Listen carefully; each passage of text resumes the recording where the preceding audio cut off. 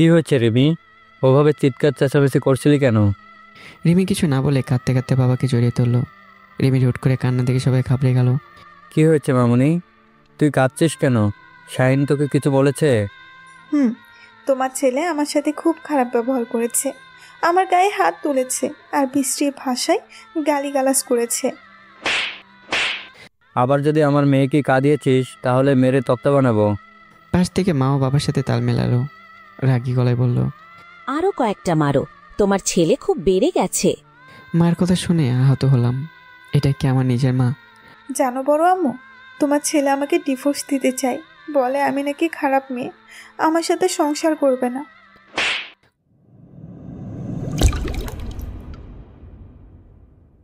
আমি শুধু তোমাকে ভালোবাসি আবিফা, বিশ্বাস করো। ভালোবাসতে হবে না আমাকে, বিয়ে করেছো, যাও নিজের বউকে গিয়ে ভালোবাসো, তাকে প্রাণ ভরে আদর করো গিয়ে। আফিফার কথায় কষ্ট পেলাম খুব। এমন কঠিন কথা কিভাবে বলল? যাকে নিয়ে আমার এত স্বপ্ন, তাকে ছেড়ে অন্য একটা মেয়ের সাথে স্বপ্ন সাজাবো কি করে? কিভাবে স্বপ্নকে বাস্তবে রূপ দেব আমি? তুমি এমনভাবে বলছো যেন আমি নিজের ছেলে বিয়েটা করেছি। তুমি তো সব জানো, নিজের চোখেই তো সব দেখেছো। এখানে আমার দোষটা কোথায় বলো তো? তোমার কোনো দোষ নেই, সব দোষ তো আমার, তোমাকে ভালোবাসাটাই আমার দোষ। এভাবে বলো না প্লিজ। তাহলে কি বলবো? বিয়ের শুভেচ্ছা জানাবো? ওকে মিস্টার শাহিন, আপনার বিবাহিত জীবন সুখের হোক, কংগ্রেচুলেশনস। আফিফার কথা শুনে কিছু বলার ইচ্ছে হলো না। মুখ কালো করে অন্যদিকে তাকালাম। চোখের কোণে আবার অশ্রু চলে এসছে। বিয়ের সময় চুপ ছিলে কেন? বলতে পারোনি তুমি আমাকে ভালোবাসো, আমাকে বিয়ে করতে চাও? বলার সুযোগ পেলে তো বলবো। সব কিছু এত দ্রুত ঘটে গেল যে কিছু করার ছিল না। তাছাড়া তুমিও তো কিছু বলোনি, দাঁড়িয়ে দাঁড়িয়ে আমার বিয়ে দেখছিলে। ও, এখন তো সব দোষ আমার, তাই না? লজ্জা করলো না এসব বলতে? তোমার নিজের কোনো মরুদ নেই, আবার আমার উপর দোষ চাপাচ্ছ? তুমি কেমন পুরুষ? হ্যাঁ, এখানে আমি কি করতে পারতাম বলো তো? তুমি তো ভালো করেই জানো তোমাদের সাথে আমাদের সম্পর্ক ভালো না। আমি হাজার বললেও মা বাবা তোমাকে বাড়ির বউ বলে মেনে নেবে না। এখন না মেনে নিল, পরে ঠিকই মেনে নিত। আর তুমি মন খারাপ করছো কেন? তোমার তো এখন খুশি হওয়ার কথা। মানে খুশি হব কেন? রেমির মতো সুন্দরী একটা বউ পেয়েছো তাই।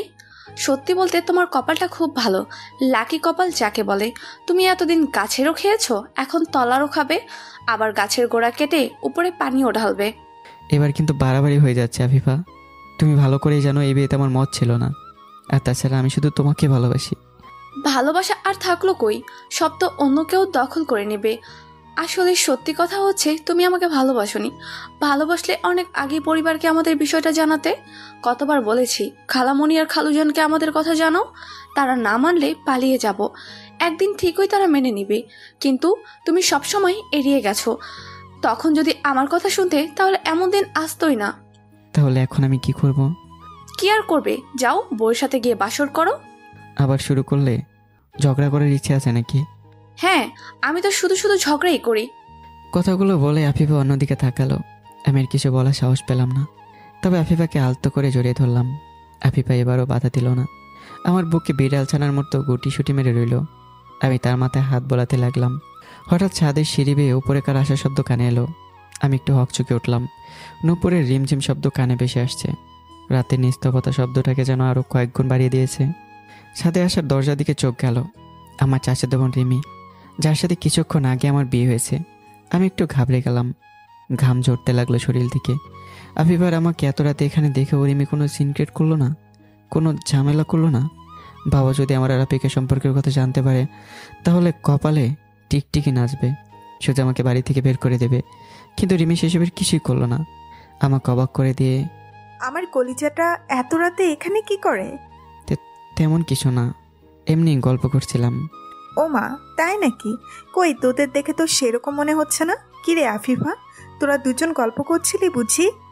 আফিফা মাথা নাড়ালো। রিমি একটু মুচকে এসে বলল, আমি তো ভেবেছিলাম তোরা শালি দুলাভাই মিলে প্রেম করছিলি। রিমির কথা শুনে বিষম খেলাম। রিমি আমার মাথায় হাত বলে শান্ত করার চেষ্টা করছে। পাগলের মতো কি বলছিস? হ্যাঁ, মাথা ঠিক আছে তোর? আরে আমি তো মজা করে বলেছি, আফিফা তো তোর খালাতো বোন হয়, তাই একটু দুষ্টমি করলাম। কিন্তু তুই এত রেগে যাচ্ছিস কেন? নাকি আবার সত্যি সত্যি তোদের মধ্যে প্রেম ট্রেম চলছে? ধ্যাত, ফালতু কথা রাখতো। আমার আর আফিফার মাঝে কিছুই নেই। রাগে চোখ লাল হয়ে গেল। রিমি আমার কথা শুনে ঠোঁট বাঁকিয়ে হাসলো। তার হাসির কারণটা ঠিক বুঝলাম না। রিমি হাসি বন্ধ করে আমার গাল টেনে বলল, ইস, আমার জানটা এত রেগে যাচ্ছে কেন? কথায় কথায় খালি রাগ করে, দুষ্টুমিও বোঝে না, আবার ঘেমেও একসার হয়ে গেছে। কথাটা শেষ করে রিমি শাড়ির আঁচল দিয়ে আমার মুখ মুছে দিতে লাগলো। কি করছিস এসব? স্বামীর সেবা করছি, তুই আমার একমাত্র স্বামী, তোর সেবা করা আমার দায়িত্ব। তোর শর্ত, বিরক্ত করিস না। রিমিকে দূরে সরিয়ে দিলাম। রিমি আবার আমার কাছে এলো। এবার দু হাত দিয়ে আমার গলা জড়িয়ে ধরলো। বাসর রাতে বউয়ের সাথে রোমান্স করা বাদ দিয়ে এখানে দাঁড়িয়ে থাকা কি ঠিক? ঘরে চল। তুই যা, আমি একটু পর আসছি। রিমি আর কিছু বললো না, কিন্তু একটা ভয়ঙ্কর কাণ্ড ঘটিয়ে বসলো। আচমকা আমার ঠোঁটে কিস করলো, এবং সেটা আফিফার সামনেই। ঘটনাটা এত দ্রুত ঘটে গেল যে আমার কিছুই করার ছিল না। আমি শুধু কারেন্টের খাম্বার মতো শিক হয়ে দাঁড়িয়ে রইলাম। রিমি আলতো করে আমার ঠোঁটে 2-3টা কিস করে আমাকে ছেড়ে দিল। তারপর একটা দুষ্ট হাসি দিয়ে বলল, এরকম আরও মিষ্টি চাইলে তাড়াতাড়ি চলে আয়, আমি তোর অপেক্ষায় আছি। আজ আদুরে আদুরে ভরিয়ে দিব তোকে। তারপর রিমি হাসতে হাসতে ছাদ থেকে নেমে চলে গেল। আমি যেন হাঁপ ছেড়ে বাঁচলাম। আফিফার আগে পুষতে, তার রাগ করাটা স্বাভাবিক। আমি হলে হয়তো এর থেকে বেশি রাগ করতাম। ভালোবাসার মানুষকে যদি অন্য কেউ কিস করে, জড়িয়ে ধরে, আলিঙ্গন করে, তাহলে অবশ্য ও রাগ করাটা উচিত। এখানে আমার কোনো দোষ নেই আফিফা। তুমি তো জানোই রিমি কেমন মেয়ে, 1 নম্বরের লুচ্চা মেয়ে। আফিফার কিছু না বলে হুট করে আমাকে জড়িয়ে ধরলো। এই মেয়েটা হঠাৎ হঠাৎ আমাকে অবাক করে দেয়। তখন আর কিছু বলার থাকে না আমার, কেউ চুপ করে থাকা ছাড়া। আফিফা আমাকে জড়িয়ে ধরে কাঁদতে কাঁদতে বলে, আমি এসব কিচ্ছু জানি না শাহিন, তুমি শুধু আমার, আমি এটাই জানি। আমি শুধুই তোমার। আজ তো তোমার আর রিমির বাসর রাত, কথা দাও তুমি রিমিকে ছুঁয়েও দেখবে না। যদি রিমির সাথে উল্টাপাল্টা কিছু করো তাহলে আমার মরা মুখ দেখবে। ছি, কি বলো এইসব? আমি রিমির সাথে কিচ্ছু করব না। সত্যি তো? সত্যি সত্যি সত্যি। তুমি আমাকে বিশ্বাস করো না? করি। তাহলে ভয় পাচ্ছ কেন? কিচ্ছু হবে না। এখন একটু হাসো তো, গোমরা মুখে তোমাকে ভালো দেখে না। আফিফা একটু হাসার চেষ্টা করলো, কিন্তু হাসতে হাসতে হুট করে কেঁদে ফেললো। কাঁদতে কাঁদতে আমার বুকে মুখ লুকিয়ে ফেললো। আমি আর তাকে কান্না থামানোর চেষ্টা করলাম না। আজ আফিফা প্রাণ খুলে কাঁদুক, চোখের পানির সাথে হয়তো তার মনের জমানো কষ্টগুলো ধুয়ে যাবে। আফিফা কিছুক্ষণ কাঁদার পরই চুপ হলো। আমি তোমাকে নিজের করে পাবো তো? ধুর পাগলি মেয়ে, আমি সারা জীবনের জন্য তোমারই আছি এবং থাকবো। আফিফা এবার সামান্য হাসলো, যে হাসির কোনো প্রাণ নেই। মানুষ চাইলে সব কিছু নতুন করে শুরু করতে পারে না। কারো কারো কষ্টের ঘা সারা জীবনেও শুকায় না। আমার ক্ষেত্রেও তাই ঘটেছে। আফিফাকে হারিয়ে হৃদয়ে যে কত সৃষ্টি হয়েছে তা কখনো ঠিক হবে কিনা জানি না। ও হ্যাঁ, এত কথার জগরের মাঝে নিজের পরিচয়টাই তো দেওয়া হলো না। আমি শাহিন আলম, বাবা মার একমাত্র সন্তান। এবার অনার্স ফাইনাল ইয়ারে পড়ি। আর একটু আগে যার সাথে আমার বিয়ে হয়েছে সে আমার চাচাতো বোন রিমি। সেও তার মা বাবার একমাত্র সন্তান। আমার সাথে এবার অনার্স ফাইনাল ইয়ারে পড়ালেখা করছে। আমাদের এলাকায় যদি সুন্দরী মেয়েদের লিস্ট করা হয় তাহলে রিমির নাম সবার উপরেই থাকবে। রিমি এতটাই সুন্দরী যে তার কোনো জবাব নেই। যদিও রিমির সৌন্দর্য নিয়ে তার মধ্যে ন্যূনতম অহংকার নেই, কিন্তু তার ব্যবহার দেখলে মনে হয় এটা হিটলারের মেয়ে। আর সব থেকে বড় কথা, রিমির মধ্যে লজ্জার ছিটে ফোটাও নেই। আমার সামনে এলে যেন বেহায়া হয়ে যায়, অথচ অন্যদের সামনে পাক্কা হুজুরানি সাজে। যত বেহায়াপনা শুধু আমার সাথেই করে। আমি এসব ভাবতে ভাবতে আমার ঘরের সামনে এসে দাঁড়ালাম। গতকাল অব্দি এই ঘরটা শুধু আমারই ছিল, কিন্তু আজ সেটা অন্য কারো দখলে। আমি মুখটা ভার করে দরজাটা খুললাম। ঘরের ভেতরেও ঢুকেই দেখলাম যা, তাতে আমার চোখ কপাল উঠে গেল। জ্ঞান হারাবার মতো অবস্থা আমার। রিমি শুধু ব্লাউজ আর পেটিকোট পরে দাঁড়িয়ে আছে। বাসর ঘরে ঢুকে রিমির দিকে তাকাতেই চোখ কপাল উঠে গেল। ভূত দেখার মতো চমকে উঠলাম। অবাক ও বিস্ময়ে জ্ঞান হারাবার মতো অবস্থা। রিমি শুধু ব্লাউজ আর পেটিকোট যে পরে দাঁড়িয়ে আছে, লজ্জায় দেখে তা আমার মরামর অবস্থা। রিমিকে এক নজর দেখে অন্যদিকে দৃষ্টি সরিয়ে নিলাম। রিমি দুষ্ট হাসি দিয়ে কোমর দোলাচ্ছে, চোখ মুখ খুশিতে চকচক করছে তার। আমি অন্যদিকে তাকিয়ে রেগে বললাম, তো শাড়ি কোথায়? শাড়ি খুলে এভাবে অর্ধউলঙ্গ হয়ে দাঁড়িয়েছিস কেন?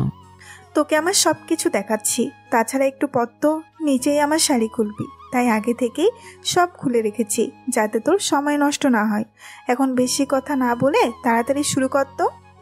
অধৈর্য হয়ে তাকাতে দিল রিমি। আমাকে কাছে পাবার জন্য মরিয়া হয়ে উঠেছে যেন। আমি সবটা বোঝার পরও না জানার ভান করলাম।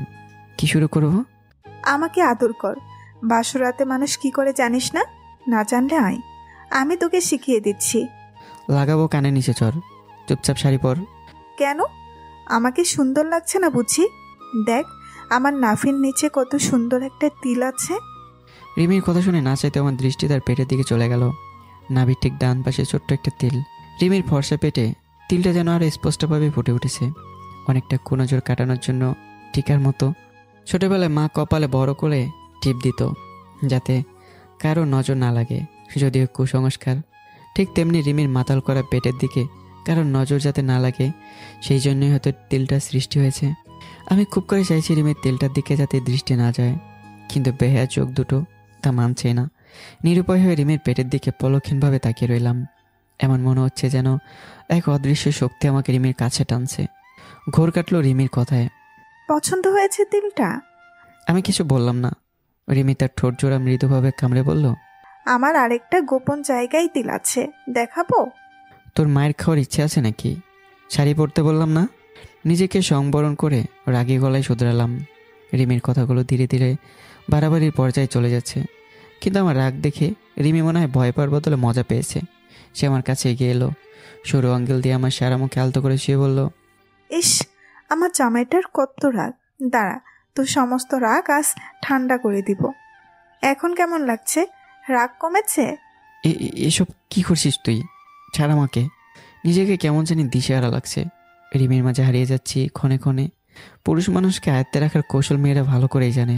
রিমিও তার ব্যতিক্রম নয়। সে আমার আরও কাছাকাছি চেপে এলো, আমার পায়ে ভর দিয়ে মুখটা আমার মুখের কাছাকাছি এনে ফিসফিস করে বলে, আগে একটা কিস কর। রিমির কণ্ঠে মাদকতা আছে, আমাকে ঘায়াল করে নিমেষে। তেমন একটা ঘোরের মাঝে চলে যাই আমি, যেন কেমন একটা ঘোরের মাঝে যেন চলে যাই। হঠাৎ বাইরে বিকট শব্দে পটকার আওয়াজ কানে এলো। ঘর থেকে বেরিয়ে এলাম। রিমিকে ধাক্কা দিয়ে দূরে সরিয়ে দিলাম। রিমি বিছানার উপর গিয়ে পড়ল। আমি নিজেকে সামলে চোখ লাল করে তাকিয়ে বললাম, তুই এত নির্লজ্জ কেন? আমার সাথে কি শুরু করছিস? হ্যাঁ, দাদি তোর নারী কাটার সময় মুখে লজ্জার পানি দেয়নি নাকি? সেটা তো না জানলেও চলবে। তাছাড়া স্বামীর কাছে লজ্জা কিসের? কি? কে তোর স্বামী? ইস, আমার কচি স্বামী রে, যেন কিছুই জানে না। একটু আগে 3 বার কবুল বলে কে আমাকে বিয়ে করলো শুনি? আমি বিয়ে মানি না। বললেই হলো? শুধু তুই না, তোর 14 গোষ্ঠী সহ এই বিয়ে মানবে। জোর করা করলেই মিথ্যাটা সত্যি হবে না। তুই ভালো করে জানিস আমাদের বিয়েটা কিভাবে হয়েছে। তো এখন কি করতে চাচ্ছিস তুই? সেটা পরে বলছি, আগে প্লিজ তোর শরীর ঢাক। না, আমি এভাবেই থাকবো। তাহলে থাক তুই, আমি চলে যাচ্ছি। তোর মতো বেহায় মেয়ের সাথে এক ঘরে থাকা আমার পক্ষে সম্ভব নয়। কথাটা বলে আমি রুম থেকে বেরোতে যাব, অমনি রিমি দরজার কাছে এসে আমাকে টেনে ধরলো। রুমের বাইরে এক পাও ফেলবি না, তুই বস, আমি শাড়ি পরে আসছি। তারপরে আমি বিছানার উপর থাকা শাড়িটা নিয়ে ওয়াশরুমে চলে গেল। আমি সোফায় বসে গাইলে দিলাম। চিন্তা করছি কিভাবে রিমি থেকে মুক্তি পাওয়া যাবে। এই মেয়ের সাথে থাকা আমার পক্ষে অসম্ভব, একেবারেই অসম্ভব। বিয়ের প্রথম রাতে যা শুরু করেছে তাতে বাকি দিন তো পড়েই আছে। তাছাড়া আমি আফিফাকে ভালোবাসি, তাই আফিফার জন্য হলেও রিমির থেকে আলাদা হতে হবে। আমি আফিফাকে নতুন করে আর কষ্ট দিতে চাই না। এমনিতে বেচারিকে অনেক কষ্ট দিয়ে ফেলেছি। তবে আমি একটা হিসাব মিলাতে পারছি না, রিমি এত সহজে বিয়েটা মেনে নিল কেন? সে তো বিয়ে করতে চাচ্ছিল না, তাহলে আমার সাথে বিয়ে হতে তার মাঝে অসন্তুষ্টির কোনো চিহ্নই নেই কেন? বরং মনে হচ্ছে রিমি খুব খুশি। আমি বসে বসে এসবই ভাবছিলাম, তখন দেখি রিমি গায়ে শাড়ি জড়িয়ে ওয়াশরুম থেকে বের হলো। কিন্তু শাড়িটা এমনভাবে পরেছে যেন শরীরে সব কিছু আগের মতোই দেখা যাচ্ছে। শাড়িটা কোনো রকমে গায়ে পেঁচিয়ে চলে এসছে। আমার তো চোখ যেন কপালে। এভাবে শাড়ি পরেছিস কেন? একা একা পরতে পারছি না, তুই একটু হেল্প কর তো। আমি কিভাবে হেল্প করব? আমি শাড়ি পরাতে পারি না। একদম মিথ্যা বলবি না, চুপচাপ আমাকে শাড়ি পরিয়ে দে। সরি, পারবো না। ওকে, তাহলে আমিও এবার সব খুলে ফেলছি, গায়ে একটা সুতাও রাখবো না। বলে রিমি তার এলোমেলো করে পরে শাড়ি খুলতে লাগলো। আমি উপায়ন্তর না পেয়ে তাকাতে দিলাম। থাক, আর ডং দেখাতে হবে না, পরিয়ে দিচ্ছি। আমি হাঁটু মুড়ে রিমির সামনে বসলাম। তারপর রিমিকে শাড়ি পরিয়ে দিতে লাগলাম। রিমি আমার কাঁধে ভর করে দাঁড়িয়ে আছে। অনেক শখ ছিল বিয়ের পর আফিফাকে প্রতিদিন নিজের হাতে শাড়ি পরিয়ে দেব। তাই পাশের বাড়ির মোমো ভাবির থেকে 10 দিন প্রশিক্ষণ নেওয়ার পর শাড়ি পরানো শিখেছি। কিন্তু কোনোদিন ভাবিনি আফিফার বদলে রিমিকে শাড়ি পরাতে হবে। জানলে শাড়ি পরানো শেখা তো দূরের কথা, শাড়ি শুয়েও দেখতাম না। পুরা কপাল আমার। শাড়ি পরানো শেষে রিমির হাতে শাড়ির কুশি দিয়ে বললাম, নে গুজে দে। পারবো না, তুই গুজে দে। এটাও পারিস না? তাহলে পারিসটা কি শুনি? সব কিছুই পারি, কিন্তু তুই থাকতে আমি কেন করব? আমি আর কথা বাড়ালাম না। রিমির সাথে তর্ক করার সাধ্য আমার নেই, তাই শাড়ির কুচিগুলো রিমির নাভের নিচে গুছিয়ে দিলাম। আমার স্পর্শ পেয়ে চোখ বন্ধ করে ফেললো। দুহাত দিয়ে আমার পিঠ খামচে ধরলো। তারপর কিছু সময় আমার দিকে তাকিয়ে থেকে নতুন বইয়ের মতো লম্বা ঘোমটা দিয়ে বিছানার উপর বসলো। আমার সেদিকে কোনো চিন্তা নেই। আমি সোফায় চুপচাপ বসে আছি। একটু পরে রিমি নিজে থেকে ঘোমটা উঠিয়ে বলল, কি রে, হাবলোর মতো বসে আছিস কেন? ঘোমটা তুলে আমাকে দেখবি না? তোকে আর নতুন করে কি দেখবো? ছোটবেলা থেকেই তো দেখে আসছি। তবুও একবার দেখ।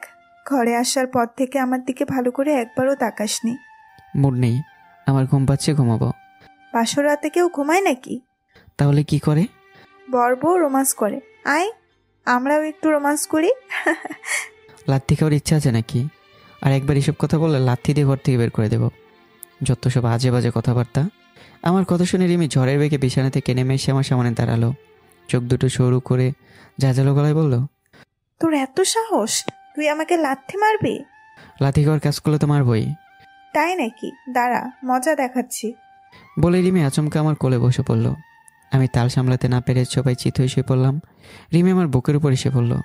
আমার মনে হলো আমি কোনো তোলার বস্তা নিচে পড়ে আছি। রিমির শরীর যে এত নরম আর মোলায়েম তা আমার জানা ছিল না।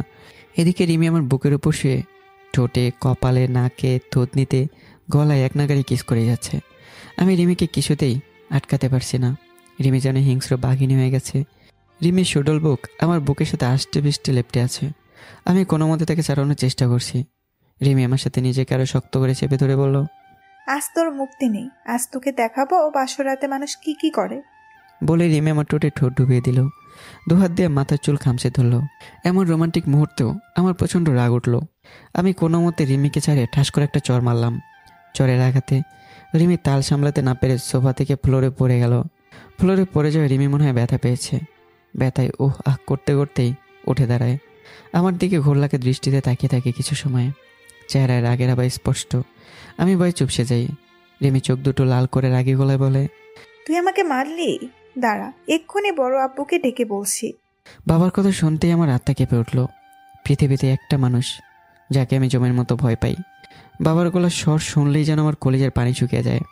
ছোটবেলায় মারামারি করে রিমির হাতে সামান্য কেটে দিয়েছিলাম। বাবা সেটা দেখে আমাকে এমন জোরে ধমক দিয়েছিল যে আমি কাঁপতে কাঁপতে প্যান্টে মুতে দিয়েছিলাম। তাছাড়া বাবা যদি সামান্য রাগী লোক নিয়ে আমার দিকে তাকায়, তাতে আমার অবস্থা নাজেহাল হয়ে যায়। এতটাই ভয় পাই আমি বাবাকে। প্লিজ বাবাকে ডাকিস না। অবশ্যই ডাকবো। তুই আমাকে মারবি কেন? যেখানে কেউ আমাকে সামান্য ধমক দিয়ে কথা বলে না, সেখানে তুই আমার গায়ে হাত তুলেছিস। এত সাহস তুই পেলি কোথায়? তোর সব সাহস আজ বের করে দেব। বড় আব্বুকে ডেকে বলবো তুই আমাকে খুব মারধর করেছিস, খারাপ ভাষায় গালিগালাজ করেছিস। আমার ভয়টা তো আরও বেড়ে গেল। বাবা রিমিকে প্রচণ্ড পরিমাণে ভালোবাসে, সেই সাথে অন্ধের মতো বিশ্বাসও করে। রিমি যদি বলে 2 2 5 হবে, বাবা সেটাই বিশ্বাস করবে। আর এখন যদি রিমি আমার নামে বাবার কাছে মিথ্যে নালিশ করে, তাহলে বাবা আমাকে কাঁচা চিবিয়ে খাবে। আমি অসহায় দৃষ্টিতে রিমির দিকে তাকালাম। রিমি মিষ্টি মিষ্টি হাসছে। আমার ভয়ের তো চেহারা দেখে মজা পাচ্ছে মনে হয়। আমার চুপ করে থাকা দেখে রিমি নিজে থেকে বলল, বড় আব্বুকে ডাকবো? প্লিজ বাবাকে ডাকিস না। আমি তোকে মারতে চাইনি, আর আগের মাথায় মেরেছি, সরি। এসব সরি টরিতে কাজ হবে না, তবে একটা শর্তে ক্ষমা করতে পারি। কি শর্ত? আমার ঠোঁটে 20টা কিস, গালে 15টা কিস, কপালে 10টা কিস আর থুতনিতে 5টা কিস করতে হবে। পারবো না। এর চেয়ে ভালো তুই বাবার কাছে আমার নামে নালিশ কর। আমার কথা শুনে রিমি হুট করে রেগে যায়। আমার পাঞ্জাবির টেনে ধরে বসা থেকে দাঁড় করায়। রিমির রাগ ভরা মুখখানা আমার মুখের সামনে এনে দাঁত কিরমির করে বলে, সমস্যা কি তোর? আমি এখন তোর বিয়ে করা বউ। তোর উপর সম্পূর্ণ অধিকার আছে আমার, কিন্তু তুই আমাকে সহ্য করতেই পারছিস না। আমাকে স্ত্রীর অধিকার দিচ্ছিস না কেন? রিমির কথা শুনে চুপচাপ রইলাম। বলার মতো কিছুই নেই। রিমিকে স্ত্রীর অধিকার দেওয়া তো দূরের কথা, তার সাথে একই বিছানায় শুতে পর্যন্ত পারবো না। যাকে এতদিন বোনের চোখে দেখে এলাম, তাকে এখন বউ হিসেবে মানা আমার পক্ষে সম্ভব না। তার উপর আবার ভালোবাসার মানুষকে কথা দিয়েছি, রিমির সাথে খারাপ কিছুই করব না। এদিকে আমার চুপ করে থাকা দেখে রিমির রাগের পরিমাণ আরও বেড়ে যায়। নরম হাত দিয়ে আমার গাল দুটো শক্ত করে চেপে ধরে। রাগে সাপের মতো ফোঁস করতে করতে বলে, কথা বলছিস না কেন? আমাকে স্ত্রীর অধিকার যখন দিতেই পারবি না, তাহলে বিয়ে করলি কেন? আমি টান দিয়ে রিমির হাত সরিয়ে দিলাম। কথাগুলো বলতে চাইনি, কিন্তু এখন বলতেই হবে। আমি মনে সাহস নিয়ে তাকে বললাম, কেন বিয়ে করেছি শুনতে চাস? সম্পত্তির জন্য বিয়ে করেছি। তোকে বিয়ে না করলে বাবা আমাকে ত্যায্যপুত্র করে বাড়ি থেকে বের করে দিত, সম্পত্তির ভাগও দিত না, না খেয়ে মরতাম। তাই কোনো উপায়ন্তর না পেয়ে বাধ্য হয়ে তোকে বিয়ে করেছি। আর তোকে বিয়ে করার জন্য তোর বাবা আমার নামে অর্ধেক সম্পত্তি লিখে দিয়েছে। আমার কথাগুলো শুনে রিমি চোখ বড় বড় করে তাকালো। আমার কথা যেন তার বিশ্বাস হচ্ছে না। ইতিমধ্যে রিমির চোখে পানি এসে গেছে। রিমি তাড়াতাড়ি হাতে রোলটু বের দিয়ে চোখের পানি মুছে বলল, শুধুই সম্পত্তির জন্য? আর কিছু না? আর কি হবে, তবে একটু করোনা হয়েছিল যখন শুনলাম তোর হবু বড় অন্য একটা মেয়ে কিনে পালিয়েছে, তাছাড়া আর কিছু না। তার মানে আমাকে করুণা করে বিয়ে করেছিস, ভালোবেসে নয়? কি বললি? ভালোবাসা? তা আবার তোকে? তোকে আমি কোন দুঃখে ভালোবাসতে যাব শুনি? কেন, আমাকে কি ভালোবাসা যায় না? কখনোই না, ভুলে যাস না তুই আমার বোন। কিসের বোন? হ্যাঁ, তোর সাথে আমার কোনো রক্তের সম্পর্ক নেই। আমি জাস্ট তোর চাচাতো বোন ছিলাম, আর এখন বউ। কথাগুলো প্রচণ্ড রাগী গলায় বলল, যেন ওর আগুনের ফুলকি ছিটকে পড়ছে ওর কথাতে। ছোটবেলা থেকে দেখে এসছি রিমিকে বোন বললে খেপা বাঘিন হয়ে যায়, যদিও তার কারণটা জানি না। যাই হোক, আমি নিজেকে সামলে নিয়ে আবারও বললাম, সে যাই হোক, আমি এতদিন তোকে বোনের চোখে দেখেছি এবং ভবিষ্যতে দেখব। তাছাড়া তোর মতো মেয়েকে হাজার চেষ্টা করলেও ভালোবাসা যায় না। কেন, আমার মাঝে কি নেই? লজ্জা নেই? তোর মতো বেহায়া লাজ লজ্জাহীন মেয়ে আমি একটাও দেখিনি। তোর পুরো মনটা নোংরামিতে ভরা। আমার কথা শুনে রিমি এতটাই রেগে গেল যে আমাকে মারার জন্য তেড়ে এলো, কিন্তু কী ভেবে যেন নিজেকে সংযত করলো।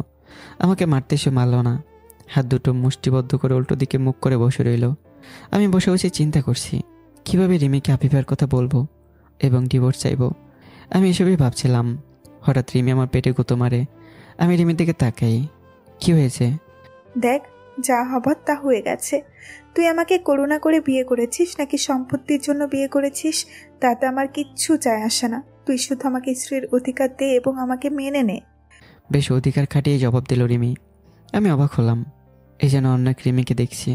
যে মেয়েটা বিয়ের পিড়িতেই বসতে চাইছিল না, সে এখন আমার উপর স্ত্রীর অধিকার ফলাচ্ছে, তাকে স্ত্রী হিসেবে মেনে নিতে বলছে।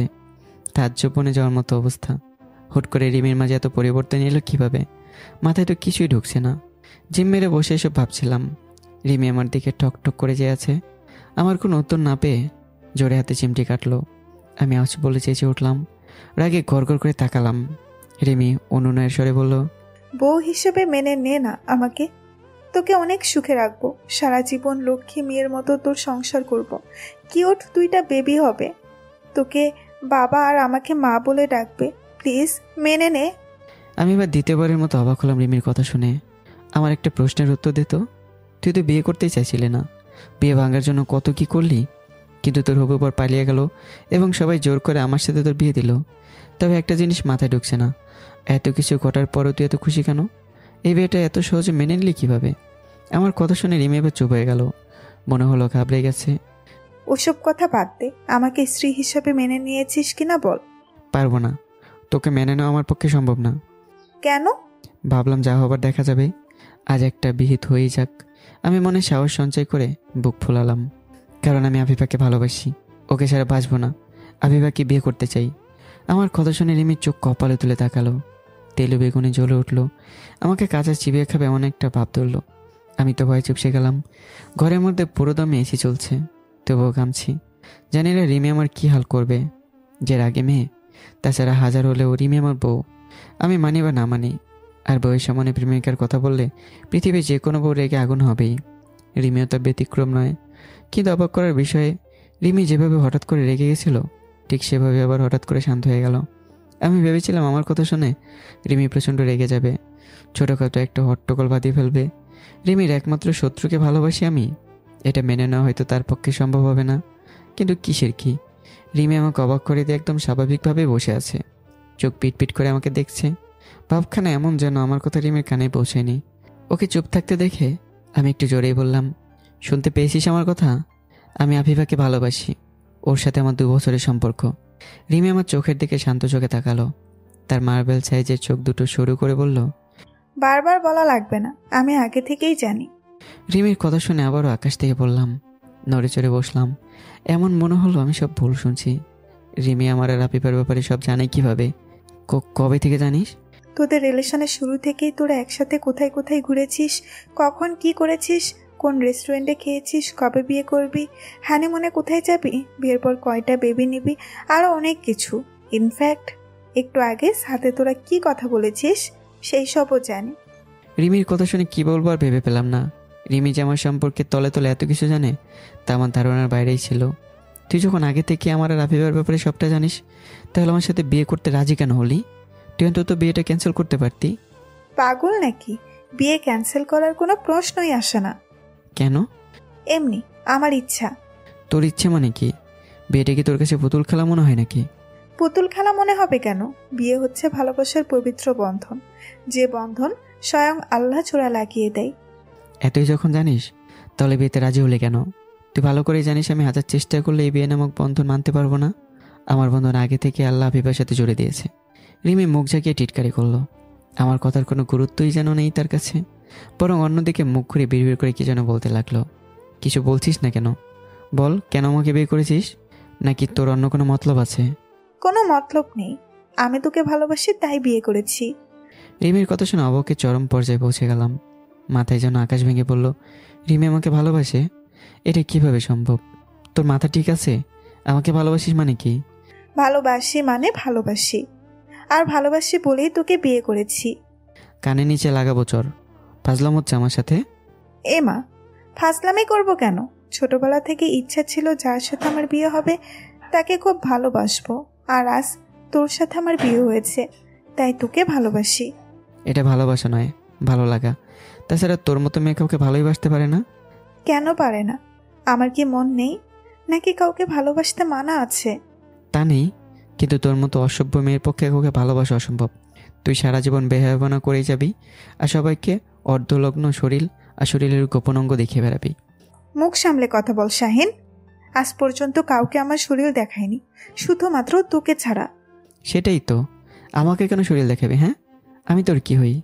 তুই আমার স্বামী, আমার উপর তোর হক আছে, আমার সব কিছু দেখার অধিকার আছে, তাই তোকে আমার সব কিছু দেখিয়েছি, এখানে দোষের কিছু নেই। আচ্ছা বুঝলাম, কিন্তু বিয়ের আগে কেন আমাকে শরীর দেখিয়েছিস? তখন তো আমি তোর স্বামী ছিলাম না। রিমি চুপ হয়ে গেল, কিছু বলতে সেও বলল না। তবে মুখ ঘুরে আবার বিড়বিড় করে কিছু একটা বলল। এবার আমি শুনতে পেলাম না, তাই ধমক দিলাম। ফিস করে কি বলছিস? দেখ শাহিন, পুরানো কাসুন্দি ঘেটে লাভ নেই। ছোটবেলা থেকে আমি তোর মতো কাউকে জীবনসঙ্গিনী হিসেবে চেয়েছি। আলহামদুলিল্লাহ, আল্লাহ আমার কথা শুনেছে, তাই তোকে পেয়েছি। তাই আমি আর পুরনো কথা ভাবতে চাই না। আগে আমাদের মধ্যে যা ছিল সব বাদ। আজ থেকে আমরা স্বামী স্ত্রী। কচু স্বামী স্ত্রী? আমরা আগেও ভাই বোন ছিলাম, আর ভবিষ্যতে ভাই বোন হিসেবেই থাকবো। আর আমাকে খবরদার নাম ধরে ডাকবি না, ভাইয়া বলে ডাকবি। রিমি রাগে কটমট করে উঠল। আমার কাছে এসে পাঞ্জাবির কলা টেনে দাঁড় করালো। মুখটা আমার মুখের কাছে এনে দাঁত কিরমির করে বলল, আমি তোর বউ হই, তোর একমাত্র বউ। নেক্সট টাইম বোন বললে চাপার দাঁত ভেঙে দিব। যা সত্যি তাই বলছি, আমরা ভাই বোন, আর আমাদের মাঝে এসব ঠিক না। তাই নাকি? সেই হিসাবে তো আফিফাও তোর বোন হয়। তুই যদি তোর খালাতো বোনকে ভালোবাসতে পারিস, তাহলে আমি কেন আমার চাচাতো ভাইকে ভালোবাসতে পারবো না? রিমির কথা শুনে তাজ্জব বনে গেলাম। কি সাংঘাতিক যুক্তি রে বাবা! এই মেয়েটার কথার সাথে কোনো কথাই আমি পেরে উঠিনি। চটং কথা বলে বারবার, আর আমার মুখ ভোতা করে দেয়। আমি আর কথা বাড়ালাম না। রিমির থেকে পাঞ্জাবির কড়া ছাড়িয়ে বেলকনি থেকে দাঁড়ালাম। রিমির আজাইরা পেঁচা শুনতে ইচ্ছে করছে না, তার উপর মনটা ভীষণ খারাপ। আফিফার কথা খুব মনে পড়ছে। আর সারা রাত হয়তো কেঁদে কেঁদে পার করে দেবে মেয়েটা। বড্ড ভালোবাসে সে আমাকে। বারান্দার গ্রিল ধরে আফিফার কথাই ভাবছিলাম। কিছুক্ষণ পর রিমিও বেলকনিতে এলো। আমার সেদিকে কোনো ভ্রুক্ষেপ নেই। আমি আবার ভাবনা জগতে ব্যস্ত। আমার পাশে তাকিয়ে রিমি কিছু সময় নীরব থেকে আমার পাঞ্জাবি ধরে টান মারে। আমি চোখে মুখে একরাশ বিরক্তি নিয়ে রিমির পানে তাকাই। তারপর তাকে বলি, সমস্যা কি তোর? আমাকে একটু একা থাকতে দে প্লিজ। বউ থাকতে একা থাকবি কেন? শোন, আমি তোর জায়গায় থাকলে এতক্ষণে সেই লেভেলের রোমান্স শুরু করে দিতাম। আমি আর কিছু বললাম না, চুপ করে দাঁড়িয়ে রইলাম। রিমির সাথে কথা বলতে একদম ইচ্ছে করছে না। এই মেয়েটা বকবক করে আমার মাথা খারাপ করে দেয়। এমনিতে মেজাজ গরম আছে। এদিকে আমার চুপ থাকা দেখে রিমি আমার পেটে গুঁতো দিয়ে বলল, এই শাহিন, রাত তো শেষ হয়ে এলো, বিড়াল মারবি কখন? বাসর রাতে বিড়াল মারতে হয় জানিস না? তোর যখন বিড়াল মারার এতই শখ, তাহলে তুই গিয়ে বিড়াল মার। আমাকে বলছিস কেন? দেখ পাগল, একা একা বিড়াল মারা যায় নাকি? চল দুজনে একসাথে বিড়াল মারি, খুব মজা হবে। আমার এতে মায়ের না খেতে চাইলে এখান থেকে যা বলছি। আরেকটা আজে বাজে কথা বললে চড়িয়ে গাল লাল করে দেব। আরে রেগে যাচ্ছিস কেন? আমার কি দোষ? ভাবি তো বলেছে বাসরাতে বিড়াল মারতে হয়। ধুর, আমার কপালটাই খারাপ। তোর মতো একটা বেহায়া মেয়ে আমার গলায় চলেছে। মাত্র একদিন আমার জীবনটা নরক বানিয়ে ফেলেছিস। সত্যি বলতে তোর জ্বালায় এখন আমার মরে যেতে ইচ্ছে করছে। আমার কথা শুনে রিমির হাসি মুখটা অন্ধকার নেমে এলো। ফেল ফেল করে তাকিয়ে রইল কেবল। মুহূর্তেই চোখে জল এসে গেছে। বেলকনি দিয়ে আসা চাঁদের আলোতে রিমির চোখের জল চিকমিক করে উঠল। এভাবে কিছু সময় কাটার পর রিমি হুট করে আমাকে জড়িয়ে ধরল। তারপর কান্নামাখা গলায় বলল, ওসব কথা বলিস না শাহিন, তোর কিছু হয়ে গেলে আমিও বাঁচবো না। ধুর, এসব ঢং বাদ দে, অনেক দেখেছি এইসব। বলে রিমিকে জোর করে ছাড়িয়ে দিলাম। রিমি আবার আমাকে জড়িয়ে ধরলো, এবার আগের চেয়ে বেশি শক্ত করে। আষ্টে বৃষ্টে নিজেকে আমার বুকের মাঝে চেপে ধরেছে। আমি বিরক্ত হলাম। রিমি আমার বুকে মাথা রেখে ফোপাতে ফোপাতেই বলল, বিশ্বাস কর, আমি তোকে অনেক ভালোবাসবো। আমার ভালোবাসা দিয়ে তোর সব কষ্ট ভুলিয়ে দেব। রিমির কথায় প্রত্যুত্তরে আমি কিছু বলি না। ওকে আমার বুক থেকে সারানোর চেষ্টা করি, তবুও পারি না। রিমি কিছু সময় জড়িয়ে থেকে মাথা উঁচিয়ে আমার পানে তাকায়। নরম হাত দিয়ে আমার গাল দুটো চেপে ধরে। আমাকে শুধু একটা সুযোগ দে, আমি সব ঠিক করে দিব। তোকে এত ভালোবাসা দিব যে তুই সব ভুলে যাবি। মন প্রাণ উজাড় করে ভালোবাসবো তোকে। প্লিজ আফিফাকে ভুলে আমাকে মেনে নে। চল, সব কিছু আবার নতুন করে শুরু করি। চাইলেও সব কিছু নতুন করে শুরু করতে পারবো না। তোর কাছে একটা জিনিস চাইবো, দিবি? বল, কি জিনিস? আমাকে ডিভোর্স দিয়ে দে। আমি তোর থেকে মুক্তি চাই। আমার কথা শোনা মাত্র রিমি আমাকে ছেড়ে দেয়। রিমির কান্না ভেজা গোলাপি চেহারাটা হঠাৎ করে লাল হয়ে যায়। ইতিমধ্যে রিমির কান্নাও থেমে গেছে। চোখ মুখ শক্ত করে আমার দিকে তাকিয়ে আছে, ঠিক যেমন করে কোনো ক্ষুধার্ত প্রাণী তার শিকারের দিকে তাকিয়ে থাকে। রিমির ভাবসাব দেখে মনে হচ্ছে আমাকে লবণ মরিচ ছাড়াই গিলে খাবে। আমি এসবই ভাবছিলাম। হঠাৎ করে রিমি আমার পাঞ্জাবি ধরে টানতে টানতে ঘরে নিয়ে আসে। তারপর ধাক্কা দিয়ে বিছানায় ফেলে দেয় আর আমার বুকের উপর চড়ে বসে। তারপর দুহাত দিয়ে শক্ত করে আমার গলা চেপে ধরে। আমার নিঃশ্বাস বন্ধ হয়ে যাওয়ার মতো অবস্থা। রিমি, আমার খুব কষ্ট হচ্ছে, ছাড় আমাকে।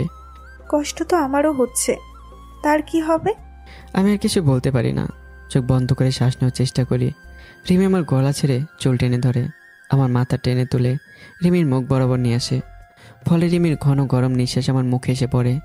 রিমি সেই গরম নিঃশ্বাসের তাপে আমার চেহারা পুড়ে যাবে মনে হয়। রিমি রাগে গড়গড় করে চিৎকার দিয়ে বলল, তোর সাহস হলো কি করে ডিভোর্স চাওয়ার? ভালো ব্যবহার করেছি বলে যা খুশি বলবি নাকি? এত কষ্ট করে তোকে নিজের করে পেয়েছি আর তুই বলছিস ডিভোর্স দিতে? এই জনমে তা আর হবে না চান্দু। আমি সারা জীবন তোর গলায় ঝুলে থাকবো। কথাগুলো বলা শেষ করে রিমি জোরে জোরে শ্বাস নিতে লাগলো। হাঁপিয়ে গেছে বেচারি। রিমি এত জোরে চিৎকার করে কথা বলছিল যে আমার কানের পর্দা ফেটে যাওয়ার উপক্রম। রিমি একটু দম নিয়ে গলা ঝেড়ে আমার পাঞ্জাবি টেনে ধরে আবার চিৎকার দিয়ে বলতে লাগে, ফের যদি ডিভোর্সের কথা বলিস তাহলে একদম মেরে ফেলবো। আর যত তাড়াতাড়ি সম্ভব আফিফাকে ভুলে যা, তুই শুধু আমার। বলে রিমি আমার বুকের উপর থেকে সরে গেল। আমি যেন হাঁপ ছেড়ে বাঁচলাম।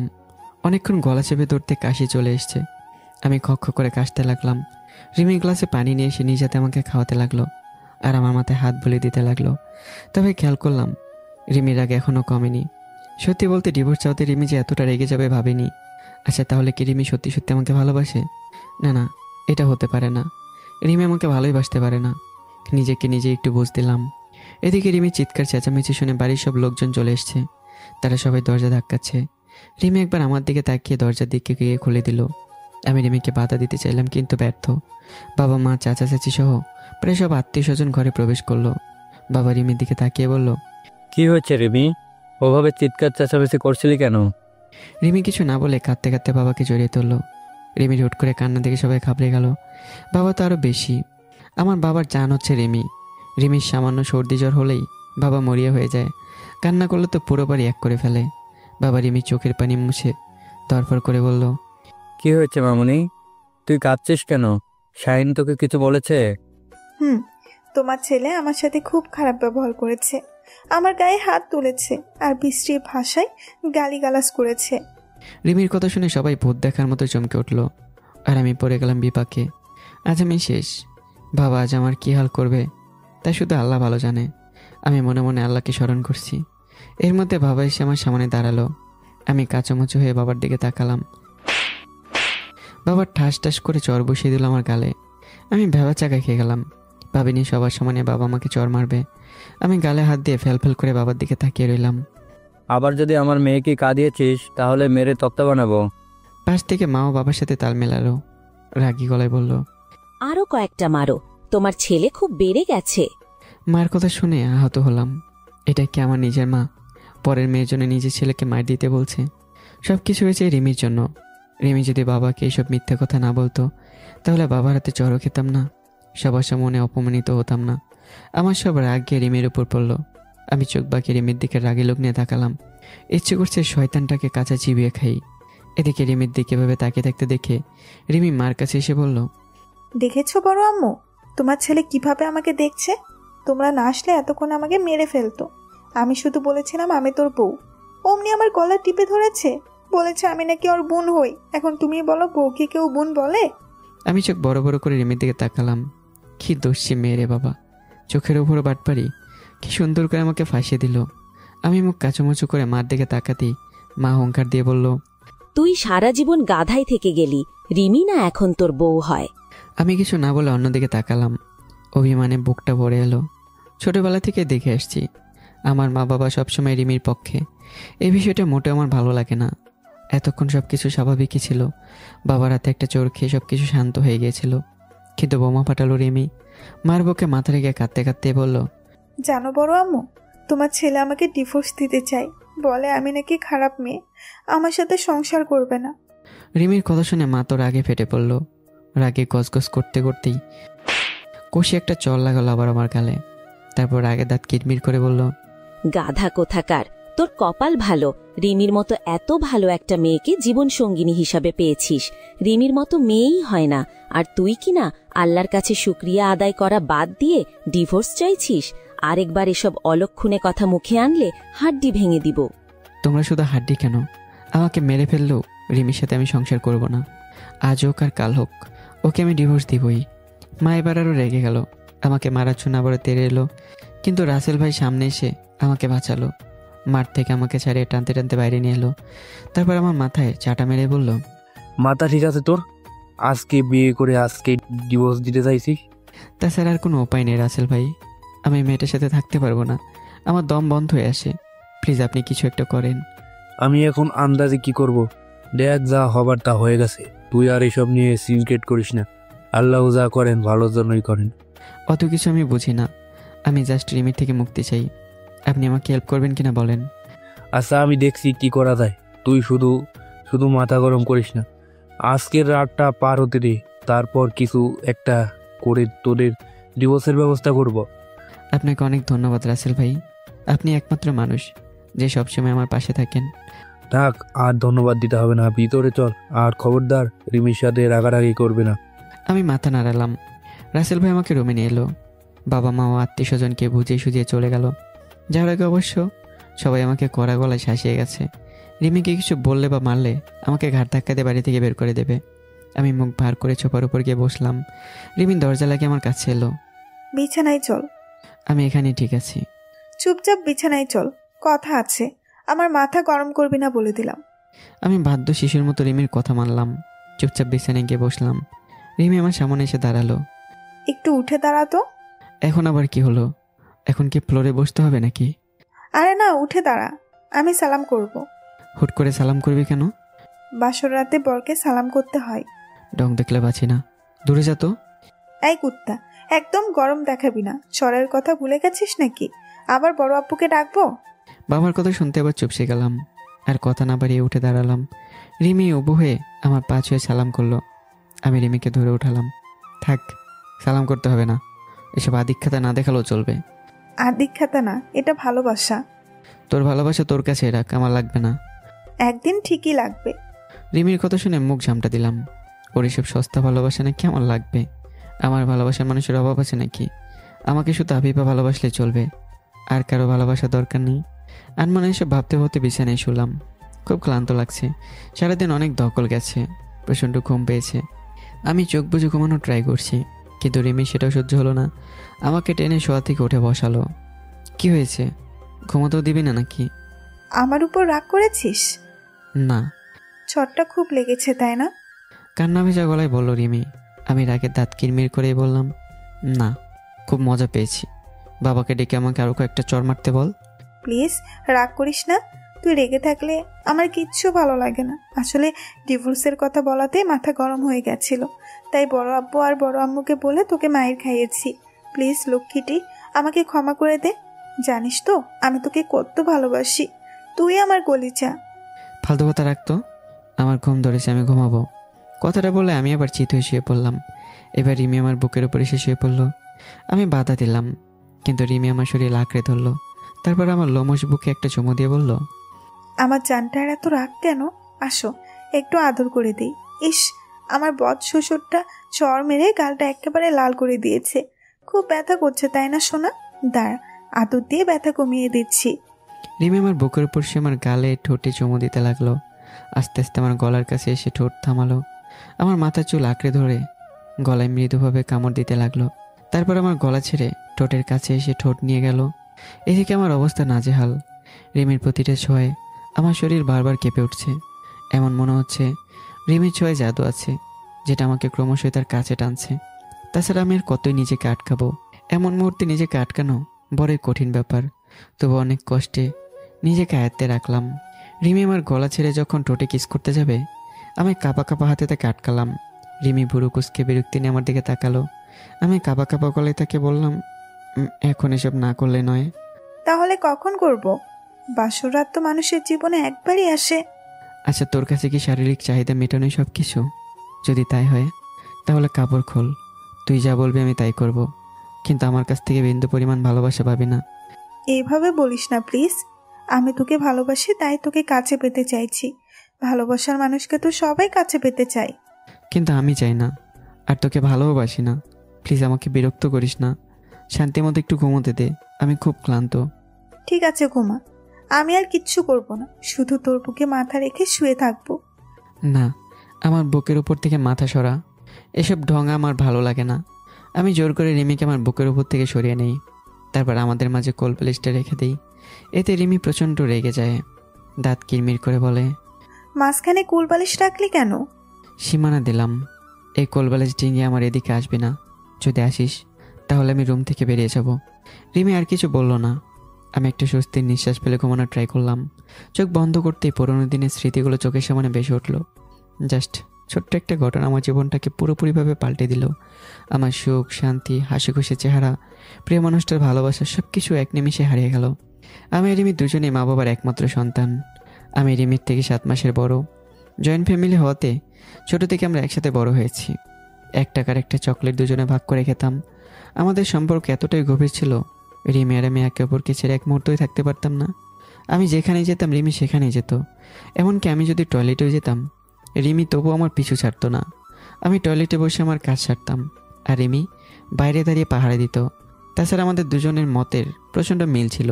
আমি যেটাই করতাম রিমি আমাকে ফুল সাপোর্ট দিত। সেই সাথে আমরা সাংঘাতিক পরিমাণে দুষ্টও ছিলাম। এর গাছের আম, ওর গাছের জাম, পেয়ারা, লিচু থেকে শুরু করে যা পেতাম তাই চুরি করতাম। অবশ্যই এর জন্য অনেক মাইরও খেতে হয়েছে। তবে রিমি সবসময় বেশি মার খেয়েছে, কারণ রিমি সবসময় আমার দোষগুলো নিজের কাঁধে নিত। ফলে আমার ভাগের মারগুলো রিমির কপালে জুটত। যাই হোক, এভাবে আমরা দুজন মিলেমিশে ছোট থেকে বড় হতে থাকি। দুজন একসাথে কলেজে পা রাখি। কিন্তু কলেজ ওঠার পর খেয়াল করলাম রিমির আচরণ আস্তে আস্তে পাল্টে যাচ্ছে। আমার ব্যাপারে তার সিরিয়াস ভাবটা আরও প্রখর হচ্ছে। আমার প্রতিটি বিষয়ে সে হস্তক্ষেপ করতে থাকে। যদিও রিমি আগে থেকে আমার প্রতিটি বিষয়ে নাক গলাতো, কিন্তু কলেজের গণ্ডিতে ঢোকার পর থেকেই সেটা ব্যাপক হারে বেড়ে যায়। আমার প্রতি রিমি এতটাই দায়িত্বশীল হয়ে ওঠে যে মনে হয় আমি তার স্বামী। আবার আমাকে রিমির কথা মতো চলতেও হতো, না হলে বাবাকে আমার নামে উল্টাপাল্টা কথা বলে মায়ের খাওয়াতো। এর মাঝে রিমি আমার রুমটা দখল করে নেয়। আমার রুমটাকে সে নিজের মতো করে গুছিয়ে নেয়। তার উপর যখন আমার রুমে ঢুকে পড়তো, সে যে এখন বড় হয়েছে এটা তার মনেই থাকতো না। আবার আমার সব কাজ রিমি করে দিতে থাকে। আমার কাপড় ধোয়া থেকে শুরু করে সব কাজ রিমি করতো। এমনকি আমাকে নিজ হাতে খাইয়েও দিত। অবশ্য রিমি যে আমাকে এত কেয়ার করে সেটা দেখে ভালোই লাগে। কিন্তু আল্লাহর কাছে সবসময় শুকরিয়া আদায় করতাম রিমির মতো একজনকে যেন আমার জীবনে পাঠায়। আমি রিমিকে সবসময় আমার ভালো একজন বন্ধু ভেবে এসেছি, যার কাছে প্রত্যেকটা বিষয় শেয়ার করা যায়। এদিকে বাড়ির পাশাপাশি কলেজে রিমি আমার উপর জোর খাটাতে থাকে। আমাকে কোনো মেয়ের দিকে তাকাতে পর্যন্ত দেয় না, কথা বলা তো দূরের কথা। আবার আমি যে কালারের পোশাক পরে কলেজে যাই, রিমি সে একই কালারের পোশাক পরে প্রতিদিন আমার সাথে কলেজে যায়। যে কারণে অনেকেই আমাদের সম্পর্কটাকে অন্যভাবে দেখা শুরু করে, বিশেষ করে রিমির বান্ধবীরা আর আমার কিছু শয়তান বন্ধু। রিমির বান্ধবীদের সাথে দেখা হলে তারা আমাকে দুলাভাই দুলাভাই বলে ডাকা শুরু করে দেয়। আমি অনেকবার তাদের মানা করেছি, কিন্তু তারা শোনেনি। রিমির বান্ধবীদের মতে আমার আর রিমির জুটি নাকি পারফেক্ট। আমরা নাকি লাভ বার্ডস। আমার বন্ধুরা একই কথা বলে। রিমির সাথে আমার বিয়ে হলে নাকি দারুণ হবে। সবচেয়ে বড় কথা, আমাকে রিমিকে নাকি ভাই বোনই মনে হয় না। আমরা দুজন যখন সেজে গুজে কলেজে আসি তখন নাকি আমাকে শাহরুখ খান আর রিমিকে কাজলের মতো লাগে, যে কারণে সব বন্ধুরা রিমিকে ভাবি বলে ডাকে। অবশ্যই এটা নিয়ে বন্ধুদের সাথে কম ঝগড়া হয়নি, কিন্তু তবুও তারা শোনেনি। আমার বন্ধুরা নাকি মরে যাবে, তবুও রিমিকে ভাবি ডাকা বন্ধ করবে না। তবে আমি যতদূর জেনেছি এর পিছনে রিমির হাত রয়েছে। রিমি নাকি আমার বন্ধুদের তাকে ভাবি ডাকতে বলেছে, আর ওর বান্ধবীদের আমাকে দুলাভাই ডাকতে বলেছে। কিন্তু রিমি এসব কেন করছে তা আমি জানতাম না। এভাবে আমাদের দিনগুলো কেটে যাচ্ছিল। রিমির কেয়ার, তার সাথে দুষ্ট মিষ্টি ঝগড়া, মারামারি, রাগ, অভিমান, খুনসুটির অনুভূতি এসব লেগেই থাকতো। আবার মাঝে মাঝে রিমির উপর বিরক্ত হতাম, কারণ আমি রিমির এসব অতিরিক্ত শাসন নিতে পারছিলাম না। রিমি সবসময় আমাকে নজরে নজরে রাখে। আমার মা বাবা এত প্যারা দেয় না যতটা রিমি দেয়। সবসময় এটা করো, ওটা করো, এটা করলে কেন, ওর সাথে এতক্ষণ কী গল্প করলি, ওই মেয়েটার সাথে কেন তাকালি, ফেসবুকের পাসওয়ার্ড দে, ফ্রেন্ড লিস্টে এত মেয়ে কেন, তোর অমুক পোস্টে মেয়েরা তো লাভ রেখ দিচ্ছে কেন, ফেসবুকে এত সময় দেওয়া ঠিক না, এত রাত জাগিস না, সকালে তাড়াতাড়ি ঘুম থেকে ওঠা ভালো, আরও নানান রকম প্যারা দিত। তবু আমি খুশি ছিলাম, কারণ রিমির মতো একজনকে পেয়েছি বলে। এর মাঝে আফিফার সাথে আমার রিলেশন হয়। আফিফা আমার থেকে 3 বছরের বড়। ওদের সাথে জমিনে ঝামেলার কারণে কথাবার্তা খুব একটা হতো না আমাদের। আফিফা আমাদের বাড়িতে মাঝে মাঝে আসলেও আমি বারবার তাকে এড়িয়ে চলেছি। কিন্তু হুট করে একদিন আফিফা আমাকে প্রপোজ করে বসে। আমার হাত ধরে বলে আমাকে নাকি ভালোবাসে। প্রচণ্ড অবাক হয়েছিলাম সেদিন। সাথে সাথে আফিফার প্রস্তাব ফিরিয়ে দিয়েছিলাম। বলেছিলাম, তুমি আমার বড় বোনের মতো, আমাদের মাঝে এসব সম্ভব না। কিন্তু আফিফা হাল ছাড়ার মতো মেয়ে না। পাক্কা 2 মাস আমার পেছনে ঘুরেছে। ধীরে ধীরে আমি আফিফার প্রতি দুর্বল হতে থাকি এবং না চাইতেও তাকে ভালোবেসে ফেলি। যাই হোক, সব কিছু ঠিকঠাকভাবে চলছিল। তবে আসল ঘটনার সূত্রপাত হয় 2 মাস আগে। খবর এলো রিমির নানা হুট করে অসুস্থ হয়ে পড়েছে, মরা মরা অবস্থা। আমরা সপরিবারে রিমির নানাকে দেখতে যাই। তখনই রিমির নানা একটা আবদার করে বসে। রিমির নানা বলে মরার আগে তার একমাত্র নাতনি রিমির বিয়ে দেখে যেতে চায়। রিমির নানার এরকম আবদারে সবাই খুশি হয়, কারণ রিমিরও বিয়ের বয়স হয়েছে। তাছাড়া ছোট আব্বু আর ছোট আম্মু বেশ কয়েকদিন ধরেই রিমির বিয়ের ব্যাপারে কথা বলছিল। কিন্তু আমি খেয়াল করলাম বিয়ের কথা শুনে রিমির মুখটা কেমন জানি চুপসে গেছে এবং সেই সাথে চেহারাও গম্ভীর ভাব। সাধারণত মেয়েরা বিয়ের কথা শুনে লজ্জা পায়, কিন্তু রিমির বেলায় উল্টো হয়েছে। রিমির চোখ মুখ দেখে মনে হচ্ছে সে প্রচণ্ড রেগে আছে, কিন্তু কাউকে কিছু বলছে না। এর কিছুক্ষণ পর রিমি আমাকে টানতে টানতে ছাদে নিয়ে আসে। তারপর আচমকা আমাকে জোরে ধরে হো হো করে কাঁদতে থাকে। আমি প্রচণ্ড অবাক হই। রিমির হুট করে কাঁদার কারণ খুঁজে পাই না। আমি আমার জীবনে 2টো জিনিসকে সবচেয়ে বেশি ভয় পাই। প্রথমটা হচ্ছে ইংলিশ পরীক্ষা, আর দ্বিতীয়টা হচ্ছে রিমির কান্না। আমি একটু চুপ থেকে রিমির মাথায় হাত বুলিয়ে দিলাম। কি হয়েছে, হুট করে কান্না করছিস কেন? রিমি কিছু না বলে আমাকে আরো শক্ত করে জড়িয়ে ধরে। তারপর আরও কিছুক্ষণ এক নাগারে কাঁদার পর নাক টেনে বলে, আমি এত তাড়াতাড়ি বিয়ে করতে চাই না শাহিন, প্লিজ তুই আমাকে বাঁচা। কেন? এখন বিয়ে করলে কি সমস্যা? আমি আগে স্টাডি কমপ্লিট করতে চাই, তারপর বিয়ের সাথে করার চিন্তা ভাবনা আছে। কিন্তু তোর নানা শেষ ইচ্ছে তুই রাখবে না? মানুষটা তোর বিয়ে দেখতে চেয়েছে, আল্লাহ না করুক কাল যদি তোর নানার কিছু হয়ে যায় তখন কি হবে? আরে ধুর, ওই শালা বুড়োর কিচ্ছু হবে না। নানার হলো কই মাছের জান, বুঝলি? আমি গ্যারান্টি দিচ্ছি ওই বুড়োটা আরো 50 বছর বাঁচবে, তবুও কিচ্ছু হবে না। তুই শুধু আমাকে একটু হেল্প কর, আমার বিয়েটা আটকে দে। আমি কোনো হেল্প টেল্প করতে পারবো না। আর এসব বাজারে পেঁচাল বাদ দিয়ে বিয়েতে রাজি হয়ে যা। এমনিতেও তোর বিয়ের বয়স পেরিয়ে গেছে, এখন যত তাড়াতাড়ি সম্ভব বিয়েটা করে ফেলা উচিত। আমার বিয়ে নিয়ে তোর এত মাথা ব্যথা কিসের? হ্যাঁ, আমি কি তোর ঘাড়ে বসে খাই নাকি যে আমাকে বিয়ে দিয়ে তাড়াতে চাইছিস? শোন, বিয়ে আমি কিছুতেই করব না বলে দিলাম।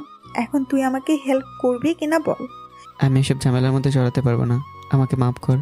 হেল্প না করলে তোর সব কুকীর্তির কথা বড় আব্বুর কাছে ফাঁস করে দিব। তোর সব কুকর্মের প্রমাণ আমার কাছে আছে। লুকিয়ে লুকিয়ে সিগারেট খাওয়া, মাঝে মাঝে জুয়া খেলা, মেয়েদের পেছনে ঘোরা, কলেজে ভাইগিরি দেখানো থেকে শুরু করে সব বড় আব্বুকে বলে দিব। তখন ভাব তোর কি অবস্থা হবে। তাছাড়া সামনে তো পরীক্ষা, আর তোর সিট আমার সামনে পড়বে। পরীক্ষায় একটা অক্ষরও দেখাবো না, তখন ফেল করে বসে থাকবি। রিমির এসব কথা শুনে লম্বা একটা ঢোক গেলাম। আমার হাতে আর কিছুই করার নেই। বিয়ের কথা শুনলে আমার সব পান্ডা ফাঁস হয়ে যাবে। অগত্যা রাজি হলাম। একটু আগে আমি যেই সিংহের মতো গর্জন করছিলাম, সে আমি বিড়ালের মতো মিউ মিউ করে বললাম, কি করতে হবে আমাকে বল। সময় হলেই জানতে পারবি। বলে রিমি ভুবন বলানো একটা হাসি দিল, খেয়াল করলাম এক নিমিষে রিমির চেহারায় চিন্তার ছাপ গায়েব হয়ে গেল। খুশিতে মুখটা চিকচিক করে উঠেছে। তার কিছুদিন পর থেকে শুরু হয় যত সব ঝামেলা। রিমির বাবা মানে ছোট আব্বু রিমির জন্য পাত্র দেখা শুরু করে, আর এদিকে রিমি বিয়ে ভাঙার জন্য আমাকে নিয়ে তৈরি হয়ে থাকে। ছোট আব্বু রিমির জন্য যতগুলো সম্বন্ধ আনতো আমি আর রিমি মিলে সব ভেঙে দিতাম। পাত্রপক্ষ আমাদের বাড়িতে আসার আগের দিনই আমরা পাত্রের বাড়িতে হাজির হয়ে যেতাম। সাথে করে পাশের বাড়ির মোমো ভাবির 1 বছরের বাচ্চাকেও নিয়ে যেতাম। তারপর রিমির হবু বরের সামনে গিয়ে রিমির দেখানো কথাগুলো রিপিট টেলিকাস্ট করতাম। বলতাম রিমি আর আমার বহুদিনের প্রেমের সম্পর্ক, আমরা গোপনে বিয়েও করেছি। তারপর বাচ্চাটাকে দেখিয়ে বলতাম এটা আমাদের সন্তান। আমরা এখন ভয়ে পরিবারকে কিছু বলতে পারিনি। রিমির পরিবার এখনও জানে না যে সে বিবাহিত, তাই তারা রিমির বিয়ে দেওয়ার জন্য তোড়জোড় করছে। কিন্তু আপনি এই বিয়েটা করে আমাদের জীবন নষ্ট করে দেন না, তাহলে আত্মহত্যা ছাড়া আমাদের আর কোনো পথ থাকবে না। প্লিজ আমাদের প্রতি একটু দয়া করেন, কাল রিমিকে দেখতে আসবেন না। আমার এসব ইমোশনাল কথা শেষ হতেই রিমির অভিনয় শুরু করে দিত। রিমি সোজা পাত্রের পায়ে পড়ে যেত, পা ধরে কান্নামাখা গলায় বলতো, ভাইয়া গো, আমাদের জীবন নষ্ট করে দেন না, আমরা একে অপরকে খুব ভালোবাসি, আমাদের বাঁচান ভাইয়া, আমি তো আপনার বোনের মতো, দয়া করে কাল আমাকে দেখতে আসবেন না। রিমির এই মাস্টার মাইন্ড প্ল্যানটা দারুণ কাজ করত। ফলস্বরূপ পাত্রপক্ষ রিমিকে দেখতে আসতো না। কিন্তু আমি একটা জিনিস কিছুতেই বুঝতে পারছিলাম না, রিমি শুধুমাত্র পড়ালেখার দোহাই দিয়ে এত ভালোভাবে সম্পর্কটা ভেঙে দিচ্ছিল কেন, যেখানে রিমি চাইলে বিয়ের পর পড়ালেখাটা চালিয়ে যেতে পারতো। ছোট আব্বু রিমির জন্য কোনো সম্বন্ধ আনলেই সবার আগে আমাকে জানাতো। আমার হাতে ছেলের একটা ছবি ধরিয়ে বলতো, দেখতো ছেলেটা কেমন, কাল রিমিকে দেখতে আসবে, ছবিটা রিমিকে গিয়ে দেখা, পছন্দ হয়েছে কিনা জিজ্ঞাসা কর। আমি ছবিটা নিয়ে রিমির ঘরে যেতাম, যেখানে অধিকাংশ ছেলেই সুন্দর হ্যান্ডসাম স্টাইলিশ হতো। সোজা কথায় একটা মেয়ের ছেলেটাকে পছন্দ হওয়ার জন্য যা যা দরকার তা সব কিছু এই ছেলের মাঝে থাকতো। সবচেয়ে বড় কথা, অধিকাংশ ছেলেই সরকারি চাকরিজীবী থাকতো, নয়তো বা বড় কোনো ব্যবসায়ী। কিন্তু আশ্চর্যের বিষয় হলো রিমি এসবের কিছুই ধার ধারতো না। আমার হাতে কোনো ছেলের ছবি দেখলে সে রেগে কুটি কুটি হতো, রাগে ছবি ছিঁড়ে ফালা করতো। তখন আমি এসে বলতাম, ছেলে সরকারি চাকরি করে, বিয়েটা করে নে। রিমি আরও রেগে যেত, রেগে সাপের মতো ফানা তুলে হিসিয়ে বলতো, আমার সরকারি চাকরিওয়ালা স্বামী লাগবে না, আমি তোর মতো সাধারণ কাউকে স্বামী হিসাবে পেতে চাই, যার কাছে আমি সব কিছু হব। ছেলেটা দেখতে তো খুব সুন্দর, হ্যান্ডসামও, তারপরে তোর পছন্দ হচ্ছে না? ঘোড়ার আন্ডা সুন্দর, ছেলেটা তোর মতো চাপদাড়ি নেই, আমার চাপদাড়িওয়ালা ছেলে খুব পছন্দ। এরপর যখন কোনো চাপদাড়িওয়ালা ছেলে ছবি এনে দেখাতাম, রিমি মুখ গোমড়া করে বলতো, ছেলেটার নাকটা কেমন যেন বোচা, নাকটা আরেকটুকু খাড়া হলে ভালো হতো, ঠিক তোর মতো। রিমি এভাবে পাত্রের নানা রকম খুঁত বের করতো। কখনো বলতো, ছেলেটার চোখ দুটো টেরা, আমার তোর মতো গোল গোল চোখওয়ালা ছেলে লাগবে। আবার কখনো বলতো, ছেলেটার চুলের স্টাইল একদম ভালো না, আমার তোর চুলের স্টাইলটা অনেক বেশি ভালো লাগে, এরকম যদি কারো চুলের স্টাইল হয় তাহলে বিয়ে করব। তারপর আমি যখন আমার চুলের স্টাইল করা কারো ছবি এনে রিমিকে দেখাতাম, তখন সে বলতো, ছেলেটার মোষটা ডাকাতদের মতো, একদম ফালতু, ছেলেদের মোষ হবে ছোট্ট ছোট্ট আর স্টাইল করা ঠিক তোর মতো। আমি তখন ছোট ছোট মশলা ছেলে ছবি এনে রিমিকে দেখাতাম। রিমি কিছুক্ষণ ছবির দিকে তাকিয়ে থেকে আরেকটা খুঁত বের করতো। ছেলেটা একটু বেশিই লম্বা, আমি দাঁড়ালে ওর কোমর সমান হব না, একে বিয়ে করা যাবে না, ছেলের হাইট যেন তোর সমান হয়, যাতে আমি দাঁড়ালে ছেলেটার বুক বরাবর হই। আমি বুঝে গিয়েছিলাম যতই চেষ্টা করি রিমি বিয়ে করবে না, নানা রকম অজুহাত দেখাবে। আমি যদি হাজারো মেয়ের ক্রাশ স্বয়ং শাহরুখ খানকেও রিমির সামনে হাজির করি, তবুও বলবে যে ওর পছন্দ হয়নি, আপনি তো বড় হয়ে গেছেন, আপনাকে বিয়ে করতে পারবো না। যার কারণে ইচ্ছে না থাকা সত্ত্বেও বাধ্য হয়ে রিমির বিয়ে ভাঙতেই হতো। এভাবে কাটছিল দিনগুলো। এই 3 মাসে আমরা প্রায় 50টা সম্বন্ধ ভেঙেছি। রিমির বাবা মানে ছোট আব্বু কিছুতেই বুঝতো না, ছেলেপক্ষ কথা দিয়েও কেন রিমিকে দেখতে আসে না। আমি আর রিমি যে প্ল্যান করে বিয়েগুলো ভাঙছি, বাবা এটা কীভাবে যেন টের পেয়ে যায়। এটা সপ্তাহখানেক আগের ঘটনা। আমি আর রিমি ছেলের বাড়িতে বিয়ে ভাঙার জন্য গিয়েছিলাম। রিমির জন্য ঠিক করে ছেলেকে আমি আর রিমির সম্পর্কে সবটা খুলে বলি। ছেলেটা আমাদের কথা বিশ্বাস করে এবং আশ্বাসও দেয় সে কাল রিমিকে দেখতে আসবে না। কিন্তু ঠিক সেই সময় বাবা এন্ট্রি মারে। হুট করে বাবাকে দেখে ভয়ে আমার হাতটা কেঁপে ওঠে, সেই সাথে প্রচণ্ড অবাক হই। রিমি ভয় পেয়ে আমার পিছনে এসে মুখ লুকায়। বাবা আমার দিকে কিছুক্ষণ কঠিন দৃষ্টিতে তাকিয়ে থেকে ঠাস ঠাস করে 2-3টা চড় মারে। আমি আরও ঘাবড়ে যাই, ভয়ে দম বন্ধ হয়ে আসে। বাবা আমার শার্টের কলার চেপে দাঁত কিরমির করে বলে, হারামজাদা, যে থালাতে খাস সে থালাতেই ছেদ করিস, লজ্জা করে না তোর? রিমির বিয়ে ভাঙছিস কেন? ভয়ে আমার মুখ দিয়ে তখন কোনো কথাই বেরোচ্ছিল না, তবু আমতামতা করে বললাম, আমার কোনো দোষ নেই বাবা, সব দোষ রিমির। রিমি এখন বিয়ে করতে চায় না, তাই সে আমাকে ব্ল্যাকমেল করে একের পর এক বিয়ে ভাঙছে। আমার কথা শুনে বাবা রিমির দিকে তাকালো। রিমির কোমল চাহনি নিয়ে শান্তভাবে দাঁড়িয়ে আছে। কি নিষ্পাপ চাহনি তার। বাবা রিমির এমন কোমলমতি চাহনিতেই গলে গেল। রিমির দিকে কয়েক সেকেন্ড তাকিয়ে থেকে আমার কান টেনে বলল, একদম আমার মামনির নামে মিথ্যা অপবাদ দিবি না। রিমির মতো লক্ষ্মী মেয়ে এমনটা করতেই পারে না। তুই হয়তো ওকে উল্টাপাল্টা কিছু বুঝিয়ে এইসব করেছিস। না বাবা, সব রিমি করেছে। এ রিমি, তুই চুপ করে আছিস কেন? কিছু বল না। চুপ কর শয়তান। আমার আগে থেকেই তোর উপর সন্দেহ ছিল, তাই আজ তোদের পিছু নিয়েছিলাম। আর এখন হাতে নাতে ধরা পড়ার পর সাধু সাজার চেষ্টা করছিস। কি ভেবেছিলি আমি কিছু টের পাবো না? বাবার কথা শেষ হতে না হতেই পাশ থেকে রিমি মুখ খুলল। আমার দিকে আর চোখে এক নজর তাকিয়ে বাবাকে বলল, হ্যাঁ বড় আব্বু, শাহিনী আমাকে এসব করতে বাধ্য করেছে। ও চায়নি আমি এখন বিয়ে করি, তাই আমাকে ভুলিয়ে ভালিয়ে এসব করিয়েছে। আমিও অবুঝের মতো ওর কথা মেনেছি। আসলে ও আমাকে হিংসা করে, আমার ভালো চায় না। রিমির কথা শুনে আমি আকাশ থেকে বললাম, বলে কেউ? আমি চোখ বড় বড় করে ওদিকে তাকালাম। কি সুন্দর করে শব্দ আমার উপর চাপিয়ে দিল। একেই বলে যার জন্য করলাম চুরি, সেই বলে চোর। এদিকে রিমির কথা শুনে বাবারও ভয়ঙ্কর লোক নিয়ে আমার দিকে তাকায়। বাবার এমন চাহনি দেখে আমার গলা শুকিয়ে যায়। রিমি মিথ্যা বলছে বাবা, সব কিছু রিমির প্ল্যান। ও আমাকে ব্যবহার করে এখন ভাসাচ্ছে।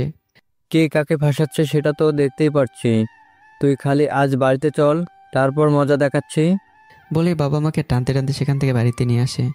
পুরো রাস্তা আমি শুধু আল্লাহর নাম স্মরণ করেছি। বাড়িতে গিয়ে যেন বাবা কিছু না করে আসায়। কিন্তু বাড়িতে ঢোকার সাথে সাথে আমার উপর দিয়ে ঝড় বয়ে গেল। বাবা বাড়ির সবাইকে ডেকে জড়ো করলো। আমি এতদিন ধরে রিমির বিয়ে ভাঙছি সেটাই বললো সবাইকে। সব শুনে মাও আমাকে কয়েকটা উত্তম মাধ্যম দিল। তবে ছোট আব্বু আর ছোট আম্মু কিছু বললো না। মায়ের খেয়ে মুখ গোমরা করে ঘরে চলে আসলাম। প্রচণ্ড রাগ হচ্ছে রিমির উপর। শয়তানিটা আমাকে মুরগি বানালো। একটু পর দেখলাম রিমি আমার ঘরে আসলো। আমি ওকে দেখে মুখ ঘুরিয়ে অন্যদিকে তাকালাম। রিমি আমার পাশে এসে বলল, তারপর আমার মুখটা আলতো করে ধরে তার দিকে ফেরালো। রাগ করেছিস? সেটাই কি স্বাভাবিক নয়? তোর জন্য আমি সবার সামনে অপমানিত হলাম, বাবা মার হাতে মায়ের খেলাম, আর তুই বলছিস আমি রাগ করেছি কিনা? তোর কি মনে হয় আমি খুব খুশিতে আছি? এভাবে চিৎকার করছিস কেন? তাহলে কি নাচবো? স্বার্থপর মেয়ে একটা আমাকে বাস দিয়ে এখন আলগা পেরিতে দেখাতে আসছে। যা এখান থেকে। ওরে বাবারে, কি রাগ! প্লিজ সোনা, রাগ করিস না। আসলে আমি নিরুপায় ছিলাম। আমি যদি তোর উপর দোষ না চাপাইতাম তাহলে বড় আব্বু তখনই ওই ছেলেটার সাথে আমার বিয়ে ঠিক করে আসতো। তুই তো জানিস বড় আব্বু কেমন মানুষ, প্রচণ্ড রকমের জেদি, তাই বাধ্য হয়ে এমনটা করেছি। সরি। রাগ তো সরি, যা এখান থেকে, বিরক্ত করবি না। রিমি এবার আমার সামনে এসে দাঁড়ালো। তারপর করুণ স্বরে বলল, তোর এত রাগ কেন? নিজেকে কি ভাবিস? সামান্য একটা ভুল করেছি বলে আমার সাথে এমন ব্যবহার করবি? তুই ছাড়া আমার আর কে আছে বল? তুই তো আমার সব। এখন যদি তুই আমার থেকে মুখ ফিরিয়ে নিস তাহলে আমি কার কাছে যাব? জাহান্নামে যা। তবুও কানের কাছে ফালতু পেঁচাল পারিস না। মেজাজ এমনিতে গরম হয়ে আছে। আচ্ছা, কি করলে তোর মেজাজ ঠান্ডা হবে বল? কান ধরতে হবে? ঠিক আছে, কান ধরছি। বলে রিমি দুহাত দিয়ে ওর দোকান চেপে ধরলো। তারপর কয়েকবার উঠবোস করলো। সত্যি বলতে রিমির এসব ন্যাকামো দেখে আমার রাগটারও বেড়ে যায়। আমি চোখ পাকিয়ে বলি, তুই এখান থেকে চলে যাবি নাকি লাথি দিয়ে কোমর ভাঙবো? আমার কথা শুনে রিমি ওর কান দুটো ছেড়ে দিয়ে বেঞ্চকে দিল। তারপর দুষ্ট হাসি দিয়ে বলল, ভাব বেশি হয়ে গেছে তাই না? ভালো ব্যবহার করছি দেখে যা ইচ্ছা তাই বলছিস। দাঁড়া, তোর ভাব আমি বের করছি। খুব বেড়ে গেছিস তুই। বলে রিমি হনহন করে ঘর থেকে বেরিয়ে গেল। আমি একটা স্বস্তির নিঃশ্বাস ফেললাম। তারপর শুয়ে পড়লাম। ঘণ্টাখানেক পর রিমি আবার এলো। তবে এবার হাতে করে ছোট্ট একটা বাটি নিয়ে এসছে। আমি সতেক উঠে বসলাম। ইশারায় বোঝালাম বাটিতে কি আছে। রিমি ঢাকনা সরিয়ে বাটি দেখালো। ভেতরে পায়েস। গরম ধোয়া উঠছে পায়েস থেকে। মনে হচ্ছে এইমাত্র রান্না করে নিয়ে আসছে। পায়েস দেখে আমার জিভে জল এসে গেল। এই একটা মাত্র জিনিস যেটা পেলে আমি দুনিয়া দিয়ে সব ভুলে যাই। আর সেটা যদি রিমির হাতে বানানো পায়েস হয় তাহলে তো কথাই নেই। রিমি এত ভালো পায়েস রান্না করে যে, যার প্রশংসায় শেষ করা যাবে না। একবার খেলে সারা জীবন সেই স্বাদ মুখে লেগে থাকবে। আর রিমি পায়েস দিয়েই আমাকে সবসময় রাগ ভাঙায়। বলতে গেলে পায়েস হলো রিমির গোপন অস্ত্র, যেটা দিয়ে রিমি সবসময় আমাকে কাবু করে। এদিকে রিমি আমাকে পায়েসের দিকে লোভাতুর দৃষ্টিতে তাকিয়ে থাকতে দেখে দুষ্ট হাসি দিয়ে বলল, খাবি? আমি নিজের হাতে রান্না করেছি। কথাটা বলে রিমি পায়েসের বাটিটা নিয়ে আমার ঘা ঘেঁষে বসলো। আমি রিমির দিকে তাকিয়ে বললাম, দে একটু, অনেকদিন ধরে পায়েস খাই না। দেব না। একটু আগে তো খুব গরম দেখাচ্ছিলি, এখন তাহলে ভিখারির মতো আমার সামনে হাত পাচ্ছিস কেন? আচ্ছা, তখন রাগারাগি করার জন্য সরি। এবার দে প্লিজ। ওসব সরিতে কাজ হবে না, কান ধরে উঠবস কর, যেমনটা আমি করেছিলাম। দেখ, এবার কিন্তু বাড়াবাড়ি হয়ে যাচ্ছে। তুই আমার দুর্বলতার সুযোগ নিচ্ছিস। বিড়ালের সামনে দুধ রেখে তাকে বেঁধে রেখেছিস, খেতে দিচ্ছিস না। এবার বুঝেছিস তো এই রিমির সাথে পাঙ্গা নিলে পরিণাম কি হয়, তাই আমার সাথে ভাব কম দেখাবি। দূর, ফালতু ব্যাচাল রাখতো। আগে খেয়ে নি, তারপর কি বলবে বলিস। বলে আমি খপ করে রিমির হাত থেকে পায়েসের বাটিটা কেড়ে নিলাম। তারপর তাড়াহুড়ে গরম পায়েস মুখে দিলাম। কিন্তু গরম পায়েস মুখে দেওয়াতে আমার অবস্থা দফা রফা। আমি উহ উহ করতে লাগলাম। হা করে রিমির দিকে তাকিয়ে রইলাম। না পারছি পায়েস গিলতে, না পারছি ফেলতে। রিমি আমার অবস্থা দেখে আমার গাল দুটো চেপে ধরে মুখে লম্বা ফু দিতে লাগলো। তারপর দমকে সরে বলল, আস্তে আস্তে খা, মুখ পুড়ে যাবে তো, তোর জন্যই রান্না করেছি, অত জুলুম করিস না। রিমির কথা মতো ধীরে সুস্থে পায়েস খেতে লাগলাম। আর রিমি আমার দিকে তাকিয়ে রইল। আমি খাচ্ছি আর রিমি আমার দিকে অপলক দৃষ্টিতে তাকিয়ে আছে। রিমির এভাবে তাকিয়ে তাকে দেখে আমি চোখের ইশারায় বললাম, কি হয়েছে, তাকিয়ে আছিস কেন? রিমি কিছু না বলে আমার থেকে দৃষ্টি নামিয়ে নিল। আমার বিয়ে ভাঙতে হেল্প করবি তো? আমার কাছে নতুন আরেকটা প্ল্যান আছে। আমাকে মাফ কর, আমি আর নতুন কোনো বাস খেতে চাই না। আরে কিচ্ছু হবে না, এবার যদি ধরা পড়ি তাহলে সব দোষ আমার নিজের কাঁধে নিব। দরকার নেই এসবের, অনেক হয়েছে বিয়ে ভাঙাভাঙি। এখন এসব বাদ দিয়ে ভালো একটা ছেলে দেখে বিয়েটা করে নে। আমি তো বলেছি বিয়ে করব না। আর আমার উপর কি তোর কোনো ভরসা নেই? সত্যি বলছি, এবার আর কোনো গন্ডগোল হবে না। আর তুই যদি আমার বিয়ে ভাঙতে হেল্প করিস তাহলে তুই যা বলবি আমি তাই করব। তোর সব কথা শুনবো। এই কয়েকদিন আমি তোর চাকরানি হয়ে থাকবো। তুই যা হুকুম করবি আমি তা অক্ষরে অক্ষরে পালন করব। আর তুই যা খুশি করতে পারবি, আমি তোর কোনো কাজে বাধা দিব না। রিমির কথা শুনে আমি মনে মনে খুব খুশি হলাম। পেতনিটার জন্য আজ সবার সামনে অপমানিত হয়েছি, তাই রিমির প্রস্তাবে রাজি হয়ে তাকে আমার চাকরানি বানাতেই হবে। তারপর ইচ্ছে মতো খাটিয়ে প্রতিশোধ নেব। আমি রিমির দিকে তাকিয়ে সামান্য হাসলাম। সত্যি বলছিস? 3 সত্যি। ঠিক আছে, আমি রাজি, কিন্তু ধরা পড়লে সব দায়ভার তোকে নিতে হবে। আচ্ছা, সেটা নিয়ে চিন্তা করতে হবে না, আমি সামলে সব নিব। ঠিক আছে, এখন তাহলে যা, আর রাতে বিরিয়ানি রান্না করিস। আচ্ছা। বলে রিমি আচমকা আমার গালে কিস করলো। আমি চোখ বড় করে রিমির দিকে তাকালাম। কিছু বলার আগেই সে ভেস্কি কেটে ঘর থেকে বেরিয়ে গেল। আমি রিমির কাণ্ড দেখে হাসতে লাগলাম। পরদিন ছিল শুক্রবার, কলেজ বন্ধ, তাই অনেক বেলা পর্যন্ত ঘুমাচ্ছিলাম। হঠাৎ দরজা ধাক্কানো শব্দে ঘুম ভেঙে গেল। চোখ খুলে ঘড়ির দিকে তাকিয়ে দেখি 10:30 বাজে। আমি চোখ কসলাতে কসলাতে দরজা খুললাম। দরজার বাইরে রিমি দাঁড়িয়ে আছে। তার পরনে হলুদ শাড়ি, শাড়ির সাথে ম্যাচিং করা ফুলাতা ব্লাউজ, 2 হাত ভর্তি হলুদ রঙের কাচের চুড়ি, কপালে ছোট্ট হলুদ টিপ, মাথায় লম্বা চুলগুলো খোপা করা এবং সেই খোপায় সাদা ফুল গোছা। সত্যি বলতে রিমিকে এই সাজে এত সুন্দর লাগছে যে ভাষায় প্রকাশ করা যাবে না। ঠিক যেন হলদে পড়ি। ঘুম থেকে উঠে রিমি কেমন রূপে দেখবো ভাবিনি। আমি চাতক পাখির মতো রিমির দিকে তাকিয়ে রইলাম। পরেক্ষণে নিজেকে সামলে নিলাম। কি ব্যাপার, সকাল সকাল এত সুন্দর করে সেজে গুজে কোথায় যাবি? কলেজ তো বন্ধ। সকাল সকালে রিমি কান্না জুড়ে বসেছে। আমি একটু ঘাবড়ে গেলাম। এই পেতনিটার আবার কি হলো? কান্না কেন করছে? কেউ কিছু বলেছে নাকি? মনে মনে নিজে হিসাব করছিলাম। তখন রিমি কাঁদতে কাঁদতে বলল, বাবা কোত্থেকে একটা ছেলেকে ধরে এনে তার সাথে আমার বিয়ে ঠিক করেছে। তারা সবাই নিচে বসে আছে, তুই প্লিজ আমাকে বাঁচা। কি বলছিস এসব? সত্যি বলছি, তুই প্লিজ কিছু একটা কর। আমি এই বিয়ে করব না। আর যদি ওই ছেলেটার সাথে আমার বিয়ে হয় তাহলে আমি সুইসাইড করব। কানে নিচে লাগাবো চর। খবরদার, এমন অলক্ষণের কথা মুখে আনবি না। তাহলে কি করতে বলতেছিস? বিয়ে? সেটা আমি জীবনেও করব না, মরে গেলেও না। আর আমি রাগের বসে যদি উল্টাপাল্টা কিছু করে বসি তাহলে সেটার জন্য তুই দায়ী থাকবি। আচ্ছা শান্ত হ, উত্তেজিত হোস না। তুই নিচে যা, আমি আসছি, দেখছি কি করা যায়। রিমি আর কিছু বলল না, চোখের পানি মুছে চলে গেল। আমি তাড়াতাড়ি ফ্রেশ হয়ে ড্রয়িং রুমে গেলাম। দেখি ছেলেসহ ছেলের বাবা মা আর সাথে আরও কিছু মানুষ সার হয়ে বসে আছে। কিন্তু আমি ঠিক বুঝলাম না, বাবা কাউকে কিছু না বলে এভাবে হুট করে ছেলে পক্ষকে নিয়ে এলো কেন? আগে তো আমাদের সবাইকে জানাতো। আমি আর চোখে বাবার দিকে এক নজর তাকালাম। বাবা মাথা ঘুরে আমার দিকে তাকিয়ে বিজয়ের হাসি দিল। আমি যা বোঝার বুঝে গেলাম। আমি যাতে আর রিমির বিয়ে ভাঙতে না পারি সেজন্য কাউকে কিছু না জানিয়ে রিমির জন্য ছেলে ঠিক করেছে। সত্যি বলতে বাবার বুদ্ধির প্রশংসা না করে পারলাম না। আমি ছোট মার পিছনে গিয়ে দাঁড়ালাম। ছোট মার কানের কাছে মুখ নিয়ে বললাম, শুনলাম রিমিকে ছেলেপক্ষ দেখতে এসেছে। রিমিকে ওরা পছন্দ করেছে। তুই আর নতুন করে কোনো অঘটন ঘটাবি না। রিমির জন্য এমন ভালো সম্বন্ধ আর পাওয়া যাবে না। তাই নাকি? হুম। তা ছেলে কি করে? ছেলে সরকারি চাকরি করে, কলেজের টিচার, ভালো ফ্যামিলি। ছেলে সরকারি চাকরি করে, ভালো ফ্যামিলির, শুধু এসব দেখে রাজি হয়ে গেলে? রিমির মতামতটা একবার নেওয়ার প্রয়োজন বোধ করলে না? রিমি কে বিয়েতে রাজি হবে? কেন হবে না? ছেলের মধ্যে কি কম আছে শুনি? ছেলেকে দেখেছিস? ভালো করে তাকিয়ে দেখ একবার। তোর বাবা নিজের ছেলের ইন্টারভিউ নিয়েছে, সব দিক দিয়ে 100-তে 100। বাবা নিজেই যখন সিলেক্ট করেছে, তাহলে ভালো না হয়ে কোনো উপায় আছে? ভালো হতেই হবে। আমার মনে হয় সমাজে যদি ভালো মানুষদের পুরস্কার দেওয়া হতো, তাহলে প্রথম পুরস্কারটা এই ছেলেটাই পেত। ছোটো মা মনে হয় বুঝতে পারিনি আমি ছেলেটাকে খোঁচা মেরে কথা বলেছি, তাই কোনো প্রতিক্রিয়া দেখালো না। উল্টো একগাল হাসি উপহার দিল, তারপর বলল, বেশি বকবক করিস না তো। দেখিস, এই ছেলেটার সাথে রিমির বিয়ে হলে রিমি খুব সুখে থাকবে, পুরো পরিবারের রাজত্ব করবে রিমি। ছোটো মার কথা শুনে আমি আর কিছু বললাম না, মুখে কুলো পেটে রইলাম। বাড়ির সবাই যেখানে ছেলেকে পছন্দ করেছে, সেখানে আমি আর কি বলবো? তাছাড়া পছন্দ করবেই না বা কেন? ছেলে দেখতে মাশাআল্লাহ অনেক সুন্দর, হ্যান্ডসাম, স্টাইলিশ এবং সুদর্শন একজন পুরুষ, কোনো রাজকুমারের চেয়ে কম নয়। ছেলেটার সাথে রিমিকে খুব সুন্দর মানাচ্ছে। আবার ছেলেটা নাকি সরকারি চাকরি করে, ভালো ফ্যামিলির।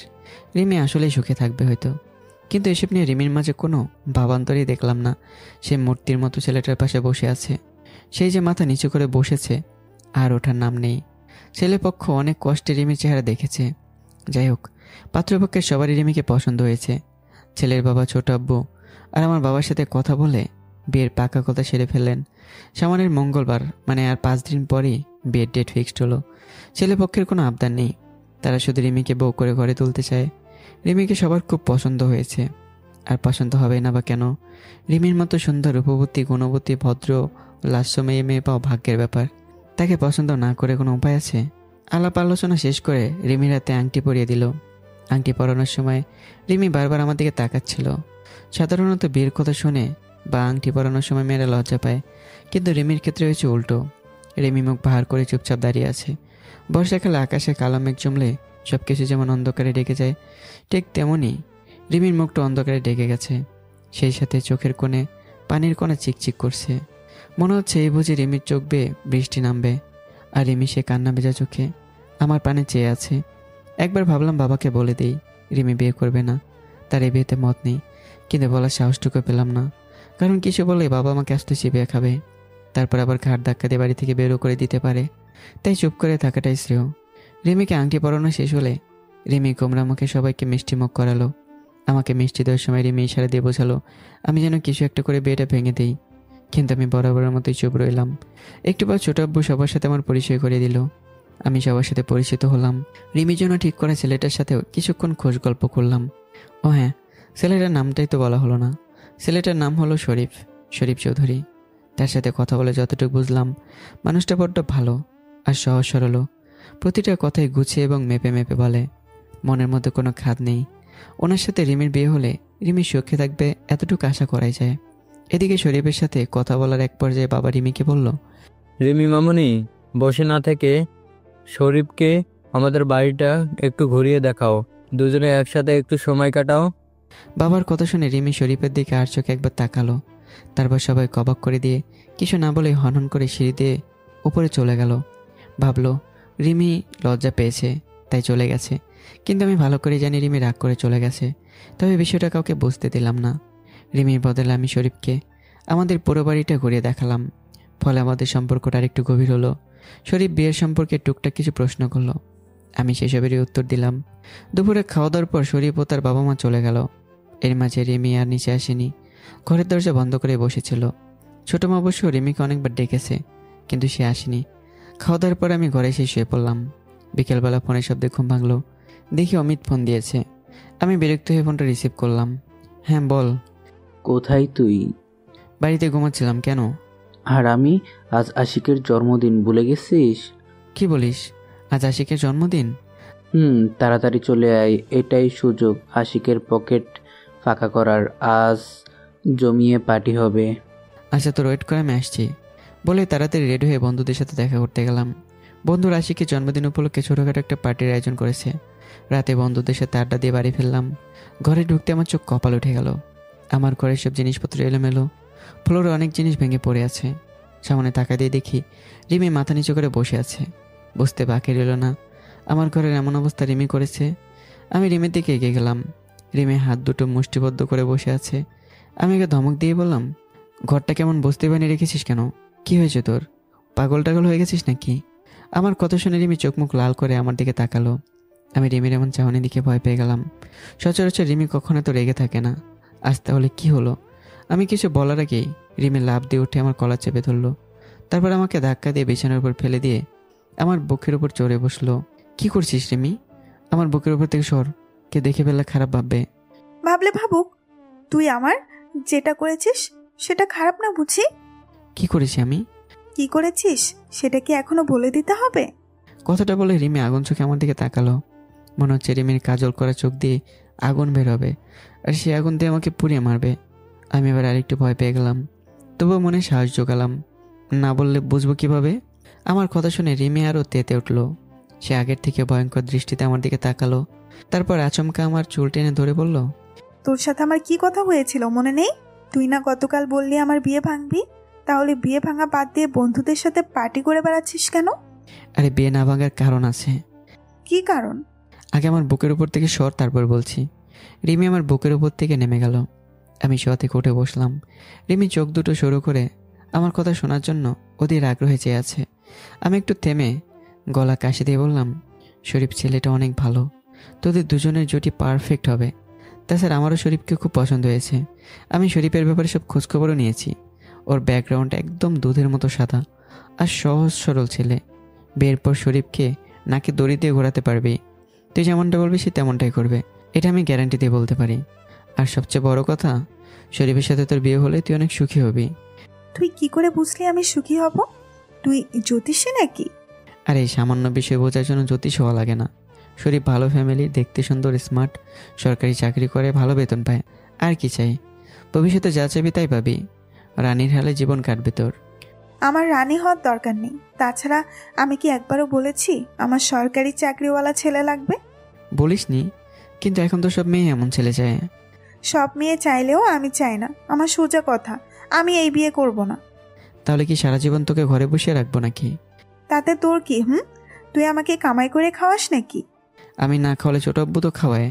তাছাড়া সবাই যেখানে রাজি সেখানে তুই রাজি হচ্ছিস না কেন? সেটা তোর না জানলেও চলবে, আমি কৈফিয়ত দিতে বাধ্য নই। অবশ্যই কৈফিয়ত দিতে বাধ্য। আমার জানা মতে তুই কারোর সাথে রিলেশন করিস না, তাহলে বিয়ে করতে সমস্যা কোথায়? আর তুই বিয়ে না করার যত সব আলতু ফালতু কারণ দেখাচ্ছিস তার কোনো ভিত্তিই নেই।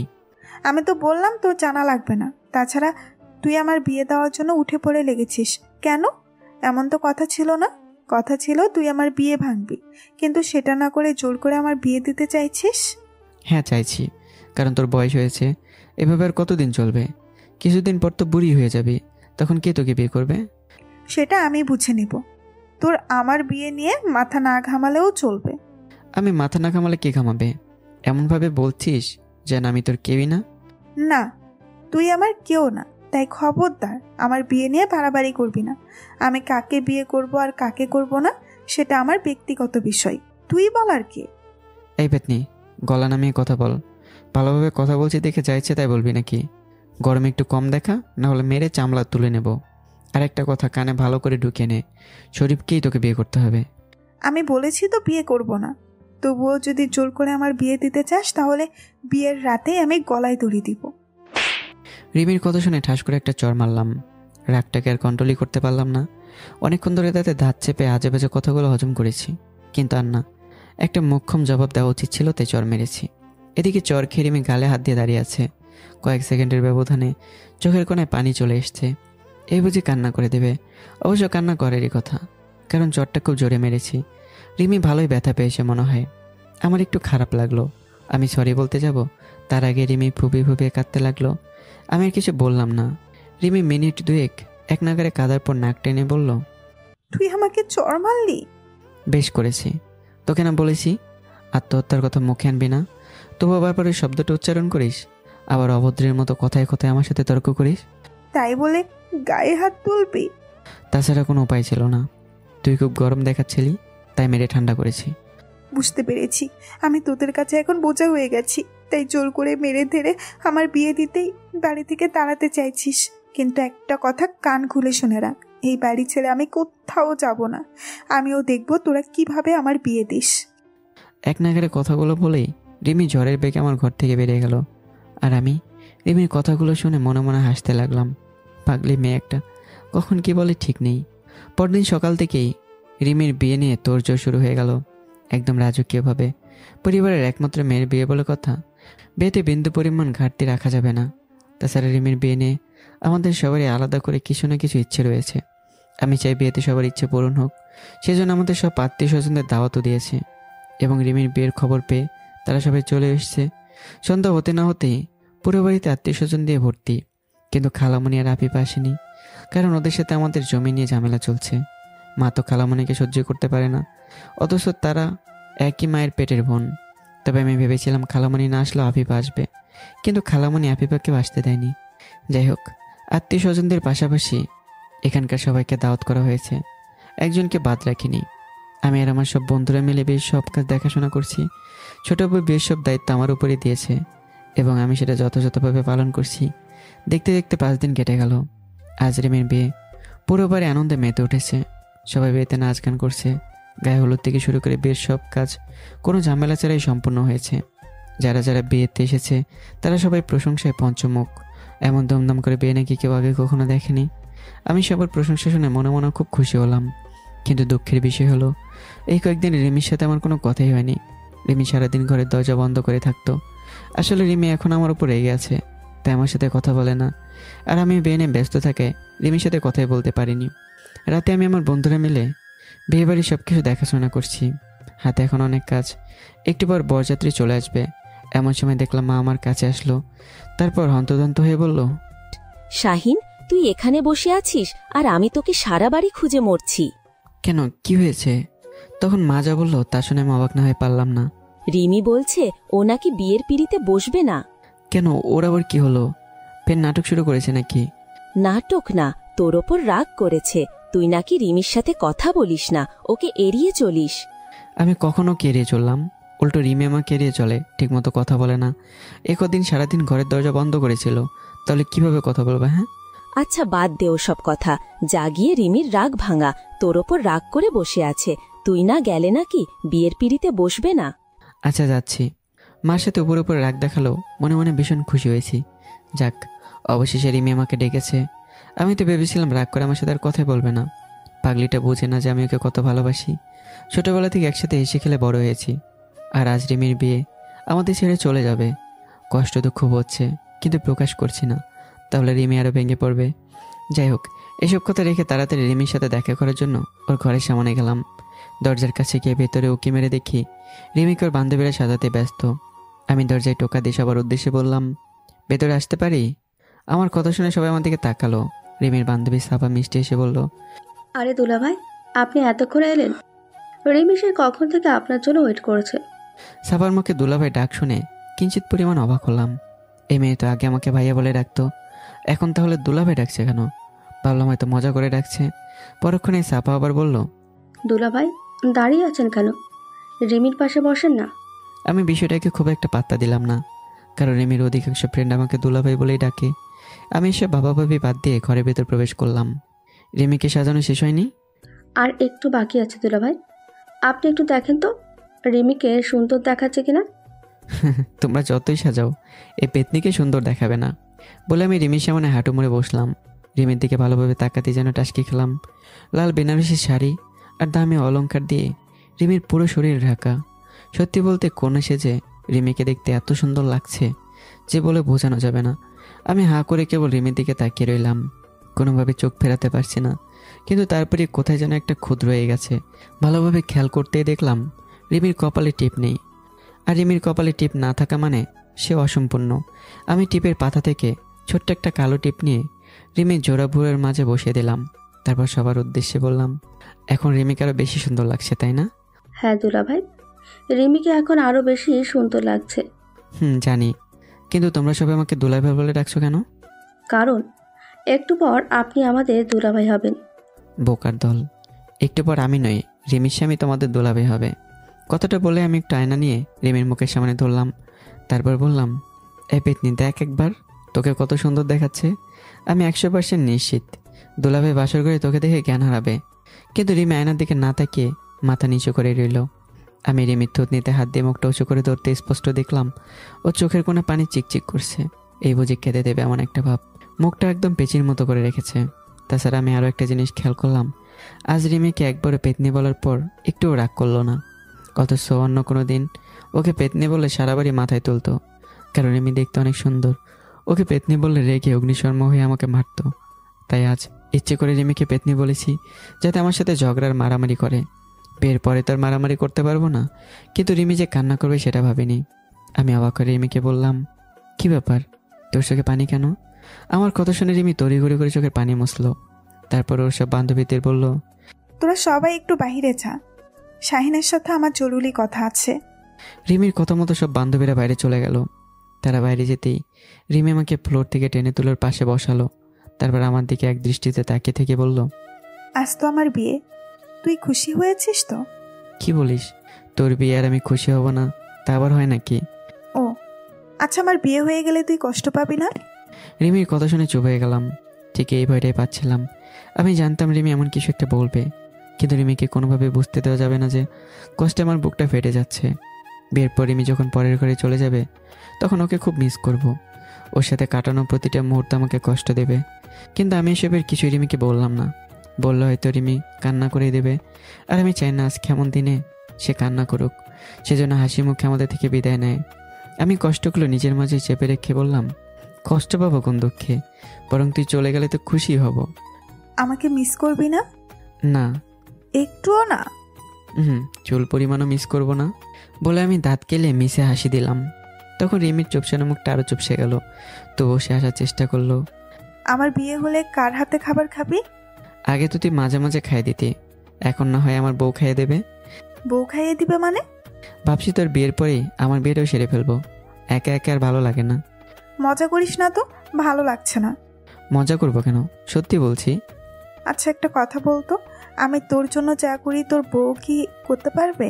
এই যে আমি প্রতিদিন তোর থেকে ঘুম থেকে ডেকে তুলি, তোর ঘর গুছিয়ে দেই, বিছানা ঠিক করে দিই, কাপড় ধুয়ে দেই, নিজের হাতে খাওয়াই, অসুস্থ হলে সেবা যত্ন করি, আবার বড় আব্বুর বকুনের হাত থেকে বাঁচাই, মাঝে মাঝে নিজের জমানো টাকা থেকে তোকে হাত খরচ দিই, এমনকি পরীক্ষার সময় তোকে নকল করতে সাহায্য করি।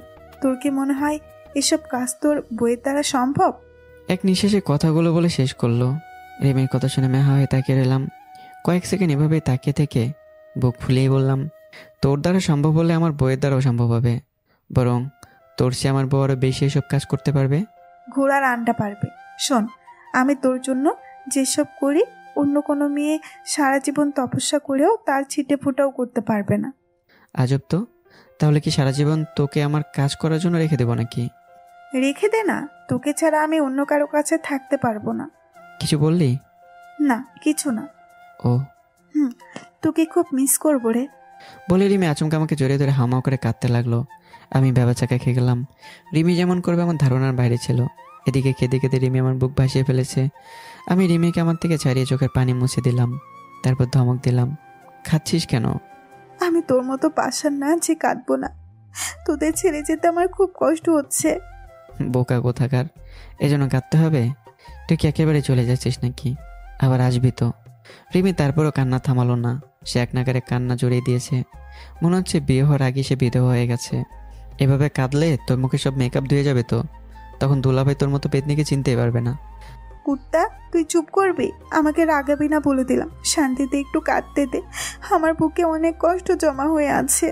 আমি আর কিছু বললাম না, কিন্তু রিমির বুকে কিসের এত কষ্ট সেটা ঠিক বুঝলাম না। সব কিছু মাথার উপর দিয়ে গেল। রিমি কিছুক্ষণ কাঁদার পর একটু শান্ত হলো। চোখের পানি মুছে বলল, তোকে একটা কথা বলবো? বল। সত্যি সত্যি উত্তর দিবি কিন্তু। আচ্ছা বল। আমাকে তোর কাছে কেমন লাগে? তুই তো অনেক ভালো একটা মেয়ে, দেখতেও মাশাআল্লাহ খুব সুন্দর। তোর মতো মেয়েকে বউ হিসেবে পাওয়া ভাগ্যের ব্যাপার। আমার কথা শুনে খুশিতে রিমি চোখ মুখ চকচক করে উঠল। মুখে প্রশান্তের হাসি ফুটে উঠল। রিমি আমার পাশে আরেকটু চেপে বসে বলতে লাগলো, তাহলে তুই আমাকে রিমি পুরো কথাটি শেষ করতে পারলো না। তার আগে নিচ থেকে আমার ডাক এলো। মা আমাকে ডাকছে, মনে হয় নিচে কোনো গন্ডগোল বেঁধেছে। তুই থাক, আমি নিচেকে দেখে আসি কোনো সমস্যা হয়েছে কিনা।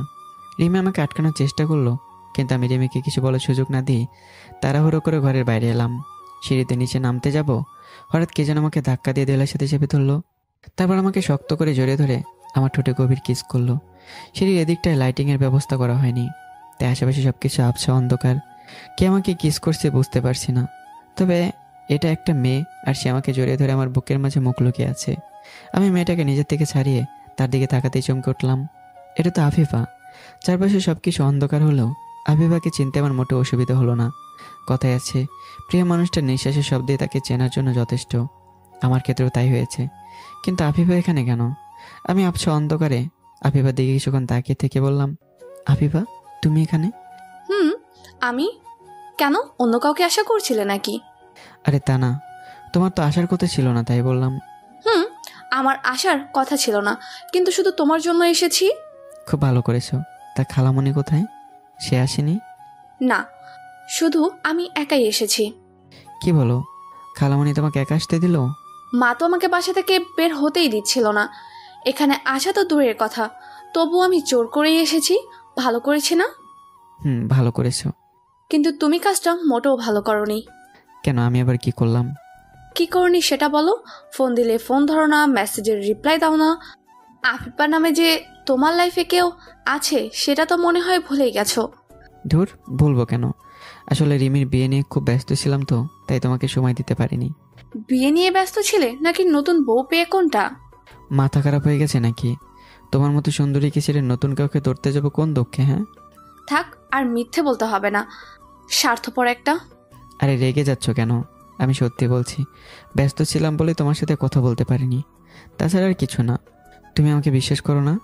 ঠিক আছে ঠিক আছে, বিশ্বাস করলাম। আমি জানতাম তুমি আমাকে অবিশ্বাস করতেই পারো না, এই জন্যই তোমাকে আমি এত ভালোবাসি।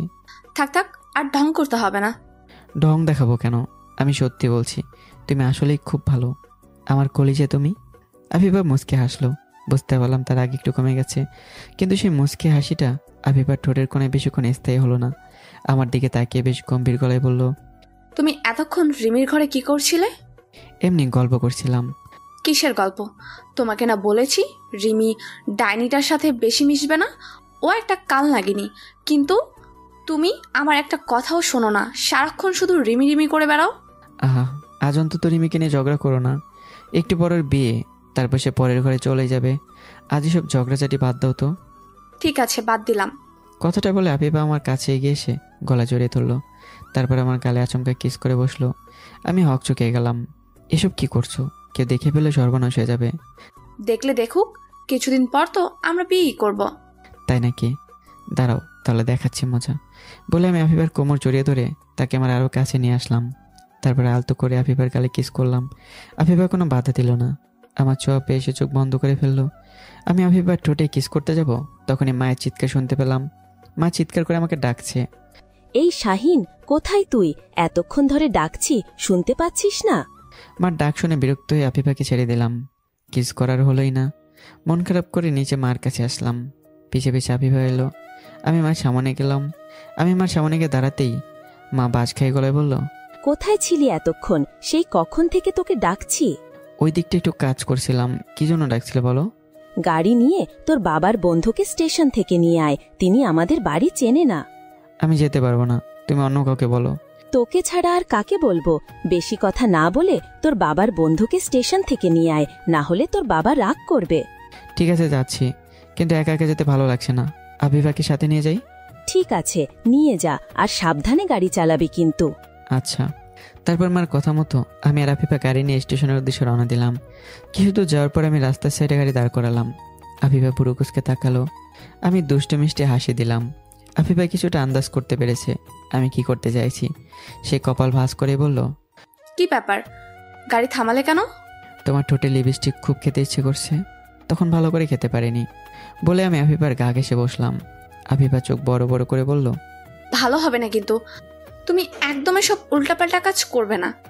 উল্টাপাল্টা কাজ তো তুমি আগে শুরু করছো, আমি একটু করলেই দোষ? দোষ? আমরা মেয়েরা যা খুশি করতে পারি, কিন্তু তোমরা পারো না। আমরা ছেলেরাও কিন্তু কম না, আমরাও যা খুশি করতে পারি। দাঁড়াও দেখাচ্ছি। কথাটা বলে আমি আরেকটু আফিফার কাছে চেপে গেলাম। আফিফা কোথাও যাওয়ার জায়গা নেই, সে তার পুরো শরীর সিটের উপর হেলিয়ে দিয়েছে। আমি আফিফার শরীরে হালকা ভর দিয়ে মুখটা তার মুখের কাছাকাছি নিয়ে গেলাম। আফিফার গোলাপি ঠোঁট জোড়ায় মৃদুভাবে কাঁপছে। সে মুখে না বললেও নিজে থেকে কোনো বাধাই দিচ্ছে না। বুঝতে পারলাম সেও চাইছে আমি যেন তার লিপস্টিকের স্বাদ গ্রহণ করি। আমি একটা দুষ্ট হাসি দিয়ে ওর গোলাপি ঠোঁটে আমার ঠোঁট ছোঁয়ালাম। তারপর কিছুক্ষণ নীরব হয়ে গেল। পৃথিবী যেন থমকে গেল। আমরা দুজন অজানা রাজ্যে হারিয়ে গেলাম। শুরুতে আফিফা নীরব থাকলেও একটু পর সে আমার সাথে সাড়া দিতে লাগলো। আমার ঘাড়ের পেছনে হাত দিয়ে মাথার চুল শক্ত করে টেনে ধরলো। তারপর আমার ঠোঁট জোড়া নিজের দখলে নিয়ে কিছুক্ষণ রাখলো। প্রায় 5 মিনিট পর তাকে ছেড়ে দিলাম। আমরা দুজনেই তখন হাঁপাচ্ছিলাম। আমি লম্বা একটা শ্বাস নিয়ে নিজেকে শান্ত করলাম। তারপর আফিফাকে আরও একটা কিস করতে যাব, তার আগে আমাকে সে থামালো। এখন আর নয়, তাড়াতাড়ি স্টেশনে চলো, দেরি করলে খালামণি আবার রাগ করবে। আর একটু আদর করি প্লিজ। পরে করিও, আমি তো আর কোথাও পালিয়ে যাচ্ছি না। কথাটা বলে আফিফা মিষ্টি এসে আমার চুলগুলো এলোমেলো করে দিল। আমি আর জোর করলাম না। যা পেয়েছি আপাতত সেটা নিয়ে সন্তুষ্ট থাকি। পরে না হয় সুদ সমেত সবটা আফিফা থেকে উসুল করে নেব। আমি গাড়ি স্টার্ট করে স্টেশনের উদ্দেশ্যে রওনা দিলাম। 20 মিনিট ড্রাইভ করার পরে স্টেশনে পৌঁছালাম। তারপর বাবার বন্ধু আর ওনার স্ত্রীকে নিয়ে বাড়িতে ব্যাক করলাম। বাড়ি ফিরতে ফিরতে প্রায় 9:30 বেজে গেল। গাড়ি পার্ক করে বাড়ির ভেতরে ঢুকলাম। কিন্তু বাড়ির ভেতরে পরিবেশ থেকে প্রচণ্ড অবাক হলাম। সব কিছু একদম নীরব হয়ে আছে। বাবা মা, ছোট মা, ছোট আব্বু সহ সকল আত্মীয় স্বজন মনমরা হয়ে বসে আছে। এতে দেখে মনে হচ্ছে না এটা বিয়ে বাড়ি। মনে হচ্ছে সবাই করে শোক দিবস পালন করছে। সবার মুখ বাংলার 5-এর মতো হয়ে আছে। অথচ আমি যখন বাবার বন্ধুকে আনার জন্য স্টেশনে যাই তখন সব কিছুই স্বাভাবিক ছিল। ছোট বাচ্চারা দল বেঁধে নাচানাচি হয়ে হুল্লোড়, আতশবাজি, পটাকা ফোটাচ্ছিল। সাউন্ড বক্সে ফুল ভলিউমে গান বাজছিল। বয়স্ক মহিলারা বিয়ে উপলক্ষে পুরোনো দিনের গীত গাইছিল এবং তালে তালে নাচছিল। মোট কথা খুবই সুন্দর আনন্দ ছিল। কিন্তু এখন এসবের কিছুই নেই। সবাই শান্ত হয়ে আছে। আমি আশেপাশে তাকিয়ে দেখলাম বরযাত্রী এখনো আসেনি। আমি কিছু বুঝে উঠতে না পেরে মার কাছে এগিয়ে গেলাম। মা মুখ ভার করে চেয়ারে বসে আছে। মা, সবাই এখানে বসে আছে কেন? কি হয়েছে? আর বরযাত্রী এখনো এসে পৌঁছায়নি কেন? তাদের তো এতক্ষণে চলে আসার কথা ছিল। আমার কথার প্রতি উত্তরে মা কিছু বলল না। আমার দিকে একবার তাকিয়ে চুপ করে রইল। আমি বেশ অবাকই হলাম আর বললাম, কি ব্যাপার, কথা বলছো না কেন? বরযাত্রী কখন আসবে? বরযাত্রী আসবে না, বর অন্য একটা মেয়েকে নিয়ে পালিয়ে গেছে। মার কথা শুনে মনে হলো আমার মাথায় যেন আকাশ ভেঙে পড়েছে। আমি বাকরুদ্ধ হয়ে গেলাম। কি বলবো কিছু বুঝতে পারছি না। আমার পুরো শরীর ধীরে ধীরে অবশ হয়ে এলো। এমন মনে হচ্ছে আমি 1000 ভোল্টে শক খেয়েছি। আমি হাঁ করে কিছুক্ষণ মার দিকে তাকিয়ে রইলাম। কি বলছো এসব? শরীফ অন্য একটা মেয়ের সাথে পালিয়ে গেছে? কিছুক্ষণ আগে শরীফের বাবা ফোন দিয়েছিল। তারা নাকি আমাদের বাড়ির উদ্দেশ্যে রওনা দিয়েছিল, কিন্তু মাঝপথে শরীফের গাড়িটা খারাপ হয়ে যায়। তারপর থেকেই শরীফকে আর খুঁজে পাওয়া যাচ্ছে না। সবাই বলাবলি করছে শরীফের গার্লফ্রেন্ড ছিল আর সে তাকে নিয়ে পালিয়েছে। মার কথা শুনে আমার আর কিছু বলার সাহস হলো না। ধপ করে চেয়ারে বসে পড়লাম। অবাকের চরম পর্যায়ে পৌঁছে গেছি। শরীফের মতো হাদারামেরও গার্লফ্রেন্ড আছে, এটা ভেবে আমি শিহরিত। তাছাড়া গার্লফ্রেন্ড থাকার পরেও শরীফ বিয়েতে রাজি কেন হলো? সে তো অনেক আগে বিয়েটা ভেঙে দিতে পারতো। তাহলে সবার সামনে আমাদের এমন লজ্জাজনক পরিস্থিতিতে পড়তে হতো না। এসব কথা ভেবে আমার মেজাজ আরও তেতে উঠল। প্রচণ্ড রাগ উঠলো শরীফের ওপর। চালাককে আমি সাদাসিধে ভেবেছিলাম, কিন্তু সে তলে তলে এত বড় একটা কাজ ঘটাবে স্বপ্নে ভাবিনি। হারামিটাকে হাতের কাছে পেলে চামড়া ছিঁড়ে নিতাম। আমি মনে মনে শরীফকে যাতা বলে গালি দিতে লাগলাম। মুখে যা আসছিল তাই বলছিলাম। ঘোর কাটলো মার ডাক শুনে। শাহিন, এই শাহিন। হ্যাঁ মা, বলো। এখানে বসে না থেকে তুই একটু রিমির কাছে যা বাবা, ওকে সামলানো যাচ্ছে না। কেন, রিমির আবার কি হবে? যখন শুনেছে শরীফ অন্য একটা মেয়েকে নিয়ে পালিয়েছে তখন থেকেই রিমি পাগলামি শুরু করে দিয়েছে। একভাবে কান্না করে যাচ্ছে। রাগে ঘরের সব জিনিসপত্র ভেঙে তছনছ করে ফেলেছে। তুই একটু রিমির কাছে গিয়ে দেখ ওকে শান্ত করতে পারিস কিনা। আচ্ছা, আমি দেখছি। আমি আশেপাশে তাকিয়ে আমার বন্ধুদের খুঁজতে লাগলাম, কিন্তু একটাকে পেলাম না। সবগুলো যে কে কোন মেয়ের পিছনে ঘুরছে আল্লাহ জানে। কাজের সময় একটাকেও পাওয়া যায় না। আমি ওদের আর খোঁজাখুঁজি না করে রিমির সাথে দেখা করার জন্য যেতে লাগলাম। সিঁড়ির কাছে আসতে দেখলাম আমার সব বন্ধুরা রিমির ঘর থেকে বেরোচ্ছে। আমি তো রেগে গেলাম। তোরা এখানে কি করছিস? রিমির সাথে দেখা করতে এসেছিলাম, ও খুব কান্নাকাটি করছে। ও আচ্ছা, শোন, এলাকা আমাদের যত চেলাপেলা ছোট ভাই আছে সবাইকে পুরো এলাকা তন্ন তন্ন করে খুঁজতে বল। শরীফ যেন কোনোভাবে পালাতে না পারে। 8 ঘন্টার মধ্যে শরীফকে যেন আমার হাতের কাছে পাই। চিন্তা করিস না, আমরা অলরেডি খোঁজ শুরু করেছি। খুব তাড়াতাড়ি ওই বেটাকে পেয়ে যাব। ঠিক আছে, তোরা এখন যা। বন্ধুরা সবাই চলে গেল। আমি রিমির সাথে দেখা করার জন্য ওর ঘরের কাছে গেলাম। ঘরে ঢুকতে যাব এমন সময় রিমির চিৎকার চেঁচামেচি আর ঘরে জিনিসপত্র ভাঙার শব্দ শুনতে পেলাম। বুঝতে আর বাকি রইল না, ভেতরের অবস্থা ভয়াবহ। তবু বুকে সাহস নিয়ে ঢুকলাম। রিমি ঘরটাকে একদম গোল করে বানিয়ে ফেলেছে। ঘরে সব জিনিসপত্র এদিক ওদিক ছড়ানো ছিটানো। রিমির সব বান্ধবীরা ভয়ে জড়সড় হয়ে এক কোণে দাঁড়িয়ে আছে। আর রিমি পুরো ঘরে দৌড়ে বেড়াচ্ছে, কখন এটা ভাঙছে কখন ওটা ভাঙছে, আবার বিছানা এলোমেলো করছে। মোট কথা রিমি একদম পাগলের মতো আচরণ করছে। হঠাৎ রিমির চোখ আমার দিকে পড়লো। আমাকে দেখা মাত্র ঝড়ের বেগে আমার কাছে ছুটে এলো, তারপর ঠাস করে আমার গাড়ি চড় মারলো। আমি তো ব্যাবাসকা গেলাম, ভাবতে পারিনি রিমি আমাকে মারবে। আমি কিছু বলার আগেই রিমি শার্টের কলার চেপে ধরলো। কুত্তা, তোর জন্য আমার আজ এই অবস্থা। আমি বলেছিলাম ওই ছেলেটাকে বিয়ে করব না, কিন্তু তোর চোরাচুরিতে বাধ্য হয়ে বিয়েতে রাজি হয়েছি। এখন দেখ কি হলো, ওই ছেলেটা অন্য একটা মেয়েকে নিয়ে পালিয়েছে। এখন আমাকে কে বিয়ে করবে? বলে রিমি হু হু করে কেঁদে দিল আর আমাকে জড়িয়ে ধরলো। আমি রিমির মাথায় হাত বুলিয়ে বললাম, কাঁদিস না, সব ঠিক হয়ে যাবে। কিচ্ছু ঠিক হবে না। সবার সামনে এখন আমাকে অপমানিত হতে হবে। সবাই এখন আমাকে দোষারোপ করবে, বলবে আমি অপয়া, তাই আমার বিয়ে হলো না। সব হয়েছে তোর জন্য, তোকে আমি মেরেই ফেলবো। তারপর রিমি আমাকে বুকে জোরে জোরে খিলঘুষি মারতে লাগলো আর কাঁদতে লাগলো। আমি ওকে থামানোর চেষ্টা করে থামাতে পারছি না। ওদিকে আমার বন্ধুরা সবাই মিলে রিমির বাবার কাছে গেল। রিমির বাবা কপাল ভাঁজ করে বসে আছে, ওনার মাথায় রাজ্যের চিন্তা। রিমির বাবা আমার বন্ধুদের দেখে বললেন, শরীফের কোনো খোঁজ পেলে? না আঙ্কেল, এখনো কোনো খোঁজ পাইনি, তবে মনে হয় না ওকে পাওয়া যাবে। তাহলে এখন কি করব? রিমি বিয়েটা যদি না হতো তাহলে আমাদের এতদিনের অর্জিত মান সম্মান খুব দোলে মিশে যাবে। সমাজের মাথা উঁচু করে দাঁড়াতে পারবো না। আঙ্কেল, একটা উপায় আছে, তাহলে হয়তো আপনার মান সম্মান একটু হলেও বাঁচবে। কি উপায়? আপনি শাহিনের সাথে রিমির বিয়েটা দিয়ে দেন। কি বলছে এসব? আমি ঠিকই বলেছি আঙ্কেল। আপনি বিষয়টা একবার ভেবে দেখুন। শাহিন আর রিমি ছোটবেলা থেকে একসাথে বড় হয়েছে, ওদের দুজনের বিয়ে হলে ভালোই হবে। আর যাই হোক, শরীফের মতো শাহিন আপনাকে ধোঁকা দেবে না। তাছাড়া শাহিনকে তো আপনি ছোটবেলা থেকে কোলে পিঠে করে বড় করেছেন। সে কেমন ছেলে তা আপনি ভালো করেই জানেন।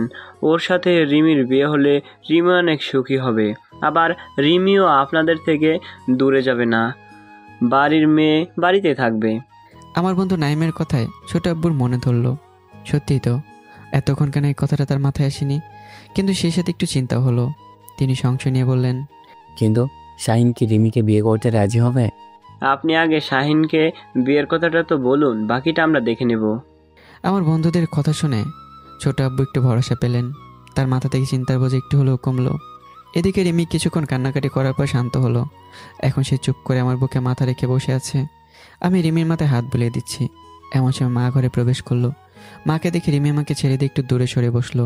মা আমার সামনে এসে বলল, তোর ছোট আব্বু তোকে ডাকছে। কেন? দরকার আছে, তাড়াতাড়ি যা। আমি আর কিছু না বলে নিচে ছোট আব্বুর সাথে দেখা করতে গেলাম। দেখি ছোট আব্বু, ছোট মা, বাবা সহ কিছু আত্মীয় স্বজন পাশাপাশি দাঁড়িয়ে আছে। আমি তাদের কাছে যেতেই ছোট আব্বু আমাকে টানতে টানতে বাড়ির সাইডে একটা ফাঁকা জায়গায় নিয়ে গেল। আমাদের পেছন পেছন বাকিরা এলো। ছোট আব্বু কিছুক্ষণ আমার দিকে শান্ত চোখে তাকিয়ে থেকে অসহায় গলায় বললেন, শাহিন, আমার কোনো ছেলে নেই, তাই তোকেই আমার ছেলে হিসেবে মারি। যে ছোটবেলা থেকে তোকে অনেক আদর যত্নে মানুষ করেছি, যা চেয়েছিস তাই দিয়েছি। কিন্তু আজ বাবা হয়ে আমি তোর কাছ থেকে একটা জিনিস চাইবো, আমাকে দিবি? কি জিনিস ছোট আব্বু? আমি চাই রিমিকে তুই বিয়ে কর। ছোট আব্বুর কথা শুনে আমি টাসকি খেলাম। মনে হলো আমার পায়ের তলা থেকে মাটি গায়েব। আমার চোখ কপাল উঠে গেল। ছোট আব্বুর দিকে তাকিয়ে রইলাম। আমি কি ভুল শুনলাম নাকি? এর মাঝে দেখে রিমি আমার সামনে এসে দাঁড়িয়েছে এবং তীক্ষ্ণ দৃষ্টিতে আমার দিকে চেয়ে আছে। তার চোখের কোণায় পানি চিকচিক করছে, কান্না কান্না ভাব। পরনে এখনো বিয়ের লাল বেনারসি। এই মুহূর্তে আমার ঠিক কী বলা উচিত বুঝতে পারছি না। আমি কেবল হা হয়ে ছোট আব্বুর দিকে তাকিয়ে রইলাম। বোঝার চেষ্টা করছি ছোট আব্বু সজ্ঞানে আছে নাকি প্রচণ্ড মানসিক চাপে পাগল হয়ে গেছে। কিন্তু তাকে দেখে সেরকম কিছু মনে হলো না। তবু আমি তাকে ভালোভাবে পরখ করতে লাগলাম। আমার এভাবে চুপ করে থাকা দেখে ছোট আব্বু আর কিছু বলল না। তবে আমার পাশে দাঁড়িয়ে থাকা রিমিকে করুণ স্বরে শোধালো, মা রে, আমি ভাবি না এমন কিছু হবে। তুই কান্না করিস না, আল্লাহ যা করে ভালো যেনই করে। ছোট আব্বুর কথা শুনে রিমি এবার সত্যি সত্যি কেঁদে দিল। রিমির কষ্টটা আমি বুঝতে পারছি। একটা মেয়ের বিয়ে ভেঙে যাওয়া মানে তার নামের আগে একটা কালো দাগ পড়ে যাওয়া, যে কালো দাগের কারণে সমাজে অনেক বাধার সম্মুখীন হতে হবে। ছোট আব্বু রিমির চোখের পানি সযত্নে মুছে দিল। একমাত্র মেয়ের কান্না উনি কিছুতেই সহ্য করবেন না। ছোট আব্বু আদুরে গলায় শোধালো, মা আমার, তুই চিন্তা করিস না, আমার শাহিনের সাথে তোর বিয়ে দিতে চাইছি। তোর কোনো অপর নেই তো মা? তোমরা যা ভালো বোঝো তাই করো। বলে রিমি তেরা চোখে আমার দিকে তাকালো। আমি তখন হুতুম পাখির মতো দাঁড়িয়েছিলাম। রিমির কথা শুনে হাই ভোল্টেজ ধাক্কা খেলাম। এতটাই অবাক হলাম যে আমার নিজের কানকে বিশ্বাস হচ্ছে না। আমি ভেবেছিলাম রিমি হয়তো বিয়েতে রাজি হবে না, কিন্তু সে ছোট্ট একটা কথা দ্বারা বুঝিয়ে দিল তার কোনো অমত নেই। তারপর সে মাথা নিচু করে নিঃশব্দে চলে গেল। সবার সামনে রিমিকে আমি কিছু বলতে পারলাম না। এদিকে রিমি চলে যাওয়ার পর ছোট আব্বু আমার হাত ধরে বলল, চুপ করে আছিস কেন বাপ? রিমিকে বিয়ে করবি তো? রাগটাকে অনেক কষ্টে কন্ট্রোল করলাম। ছোট আব্বুর জায়গায় অন্য কেউ থাকলে এতক্ষণ হয়তো 2-4টা চর বসিয়ে দিতাম, কিন্তু আমি আমার রাগকে সংযত করলাম। পাগলের মতো সব কি যাতা বলছো? হ্যাঁ, মাথা ঠিক আছে তোমার? আমি ঠিকই বলছি, এছাড়া আর কোনো উপায় নেই। দয়া করে তুই রিমিকে বিয়ে কর। অসম্ভব, কোনোভাবে এটা সম্ভব না। কেন সম্ভব না? রিমিকে বিয়ে করতে তোর কিসের সমস্যা? পেছন থেকে বাবা কথাটা বলতে বলতে আমার সামনে এসে দাঁড়ালো। আমি বাবাকে দেখে 2 কদম পিছিয়ে গেলাম। বাবা একটু চুপ থেকে শান্ত গলায় বললেন, কি হলো বল, রিমিকে বিয়ে করতে তোর কিসের সমস্যা? শুধু সমস্যা না, অনেক বড় সমস্যা। কি সেটা? ভাবলাম বাবাকে বলে দিই যে আমি আফিফাকে ভালোবাসি, তাই রিমিকে বিয়ে করতে পারবো না। কিন্তু কথাটা বলার সাহস হলো না। ততক্ষণে আফিফা চলে এসছে, তার চোখে পানি। সে শুধু ফ্যাল করে আমার দিকে তাকিয়ে আছে। এত কিছু আমি বলতে পারবো না। আমি রিমিকে বিয়ে করতে পারবো না, এটাই আমার শেষ কথা। যাকে এতদিন ধরে বোনের চোখে দেখে এসেছি, তাকে বিয়ে করা কোনোভাবেই সম্ভব না। আচ্ছা, এই কথা?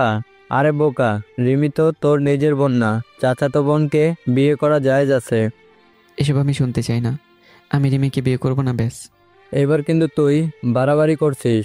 শোন, রিমির মতো মেয়েকে বউ হিসেবে পাওয়া ভাগ্যের ব্যাপার, তুই সেটা হাতছাড়া করিস না। তাছাড়া আমাদের মান সম্মানেরও কথা একবার ভাববি না? রিমির বিয়ে না হলে কাউকে মুখ দেখাতে পারবে না। পুরো এলাকার মানুষ বিয়েতে এসেছে, সবার সামনে আমাদের লজ্জায় ফেলিস না বাবা। সরি বাবা, তোমাদের মান সম্মানের কথা ভেবে আমি আমার জীবনটা নষ্ট করতে পারবো না। তোর জীবন নষ্ট হবে কেন? আমরা কি তোর খারাপ চাই নাকি? অবশ্যই খারাপ চাও, সেজন্য রিমির সাথে আমার বিয়ে দিতে চাইছো। আমার কথা শুনে বাবা কিছুক্ষণ চুপ করে রইল। তারপর আমার হাত ধরে টানতে টানতে সবার থেকে একটু দূরে নিয়ে এলো। বাবারে, রিমিকে বিয়ে করতে রাজি হয়ে যা। আমি হাত জোর করে বলছি, রিমির বিয়ে না হলে আমি তোর ছোট আব্বুর কাছে সারা জীবন অপরাধী হয়ে থাকব। কারণ রিমির জন্য আমি পাত্র ঠিক করেছিলাম, তাই রিমির বিয়ের দায়ভার সম্পূর্ণ আমার উপর। এসব ড্রামা বন্ধ করো বাবা। রিমির বিয়ের দায়িত্ব তোমাকে কে নিতে বলেছিল শুনি? মাতব্বরি করে রিমির জন্য পাত্র ঠিক করতে গেলে কেন? আর আমি তো বললাম রিমিকে বিয়ে করব না, তারপরেও কেন এত জ্ঞান জ্ঞান করছো?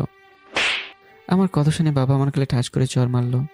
তোর সাহস তো কম না, তুই আমার সাথে চোখ গরম করে কথা বলিস। শোন, রিমিকে বিয়ে করতে না চাইলে এই বাড়ি থেকে বেরিয়ে যা। তোর মতো অপদার্থের এই বাড়িতে কোনো জায়গা নেই, জানোয়ার কোথাকার। সেটাই ভালো, আমি বাড়ি থেকে বেরিয়ে যাব, তবু রিমিকে বিয়ে করব না। হ্যাঁ, বেরিয়ে যা, ভুলো এই বাড়িতে পা রাখবি না। আর আমার সম্পত্তির একটা কানাকড়িও তুই পাবি না। তোমার সম্পত্তি ধুয়ে ধুয়ে তুমি পানি খাও, আমার ওসব লাগবে না বলে আমি রাগে ফসতে ফসতে চলে আসতে লাগলাম। এমন সময় ছোট আব্বু আর ছোট মা আমার পথ আটকালো। ছোট মা কাতর গলায় বলল, তুই কি সত্যি সত্যি চলে যাবি? আমি কিছু বললাম না, রাগে অন্যদিকে মুখ ঘুরে রইলাম। ছোট মা এবার কাঁদতে কাঁদতে বলল, তুই এমন কেন করছিস মানিক আমার? প্লিজ রিমিকে বিয়ে করতে রাজি হয়ে যা। তোকে আমি এত ভালোবাসা দিয়ে ছোট থেকে বড় করলাম, আর তুই আমাদের বিপদের দিনে এভাবে ফেলে চলে যাবি? ছোট মার এসব ইমোশনাল কথা বলা শেষ হতেই ছোট আব্বু বলা শুরু করলো, শাহিন, এই নে দলিল, আমি আমার অর্ধেক সম্পত্তি তোর নামে লিখে দিয়েছি। এবার অন্তত রিমিকে বিয়ে কর, আমার মান সম্মান বাঁচা। বলেই ছোট আব্বু আমার দিকে একটা কাগজ বাড়িয়ে দিল, যেখানে অর্ধেক সম্পত্তি আমার নামে উইল করা আছে। আমি তবুও রাজি হলাম না, তাই চুপ করে দাঁড়িয়ে রইলাম। আমার চুপ করে থাকা দেখে ছোট মা এবার আমার পা ধরার জন্য এগিয়ে এলো। আমি চমকে উঠে আমার পা ধরার আগে তাড়াহুড়ো করে ছোট মাকে আটকালাম। এসব কি করছো ছোট মা? সবাই আমাদের দেখছে। আমার পা ধরে আল্লাহর কাছে আমাকে পাপী বানিও না। তাহলে বাপ আমার, তুই রিমিকে বিয়ে করতে রাজি হয়ে যা। ঠিক আছে, আমি রাজি। না চাইতেও রাজি হয়ে গেলাম। আমার এই একটা বাক্য শুনে সবার মুখ এলইডি বাল্বের মতো জ্বলজ্বল করে উঠল। ছোট আব্বু আর ছোট মার খুশি দেখে এমন মনে হচ্ছে তারা আবার নতুন করে জীবন ফিরে পেয়েছে। কিন্তু আমি মোটেও খুশি হতে পারলাম না। শুধুমাত্র ছোট মার জন্য বাধ্য হয়ে বিয়েতে রাজি হলাম। এর ঠিক 5 মিনিট পর আমার সব বন্ধুরা হাজির হলো। আমি শামিমার নাইমকে ফিসফিস করে বললাম, শরীফের কোনো খোঁজ পেলি? দূর, শরীফকে খুঁজে আর কি করব, রিমির বিয়ে তো এখন তোর সাথে হবে। ওই তোরা জলদি শাহিনকে ঘরে নিয়ে চল। বন্ধুরা আমাকে কিছু বলার সুযোগ দিল না।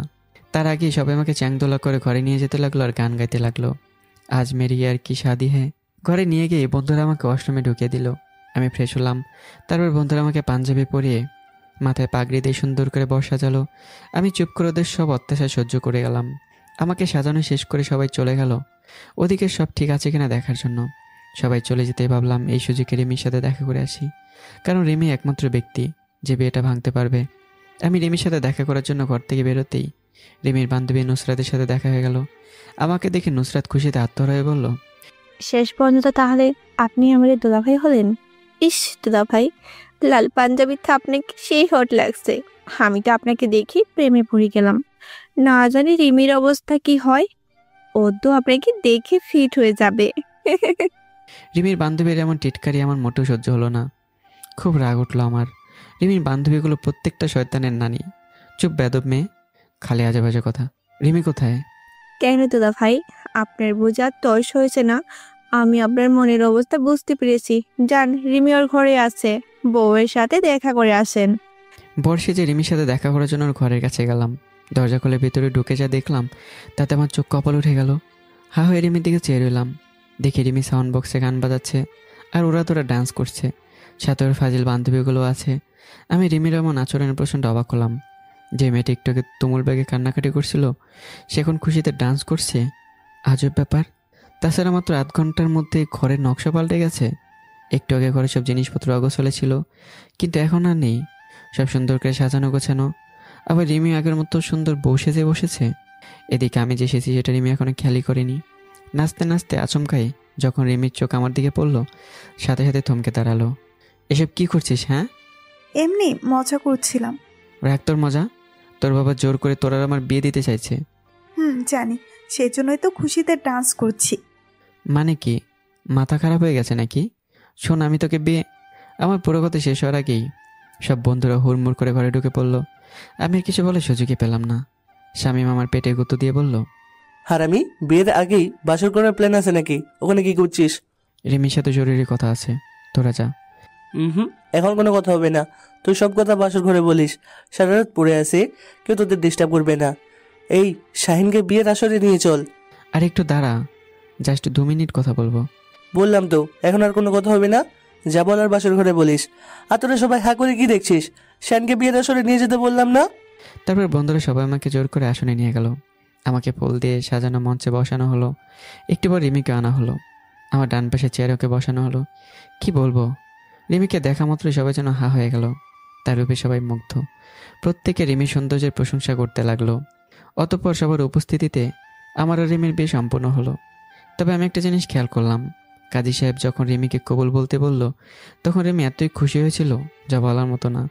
আমি এর আগে রিমিকে কখনো এত খুশি হতে দেখিনি। খুশিতে তার চোখ দুটো জল জল করছিল, আনন্দে সারা শরীর থরথর করে কাঁপছিল। রিমির একটা বদ অভ্যাস আছে, অত্যাধিক খুশি হলে তার শরীর কাঁপে। যাই হোক, এটাই ছিল আমার জীবন কাহিনী, ভয়াবহ ফ্ল্যাশব্যাক, যেখানে অনেকটা নাটকীয়ভাবে রিমির সাথে আমার বিয়ে হয়। যাকগে সে কথা। এবার চলুন আবারও গল্পে ফিরে আসি, মানে বাস্তবে। অতীতের কথা ভাবতে ভাবতে কখন যে ঘুমিয়ে পড়েছে খেয়াল নেই। হঠাৎ বুকের উপর ভারী কিছু অনুভব করলাম। আমার কাঁচা ঘুম ভেঙে গেল। মিটমিট করে চোখ মেলে দেখি রিমি কোলবালি সরিয়ে আমার বুকের উপর শোয়ার চেষ্টা করছে। আমি রিমিকে ধাক্কা দিয়ে আমার বুক থেকে সরিয়ে দিলাম। তোকে না বলেছি আমার কাছে আসবি না? আমি তোর বুকে মাথা রেখে ঘুমাবো, আমাকে ঘুমাতে দে। তার সাহস দেখে আমি অবাক হলাম। কেমন অধিকার খাটাচ্ছে আমার উপর।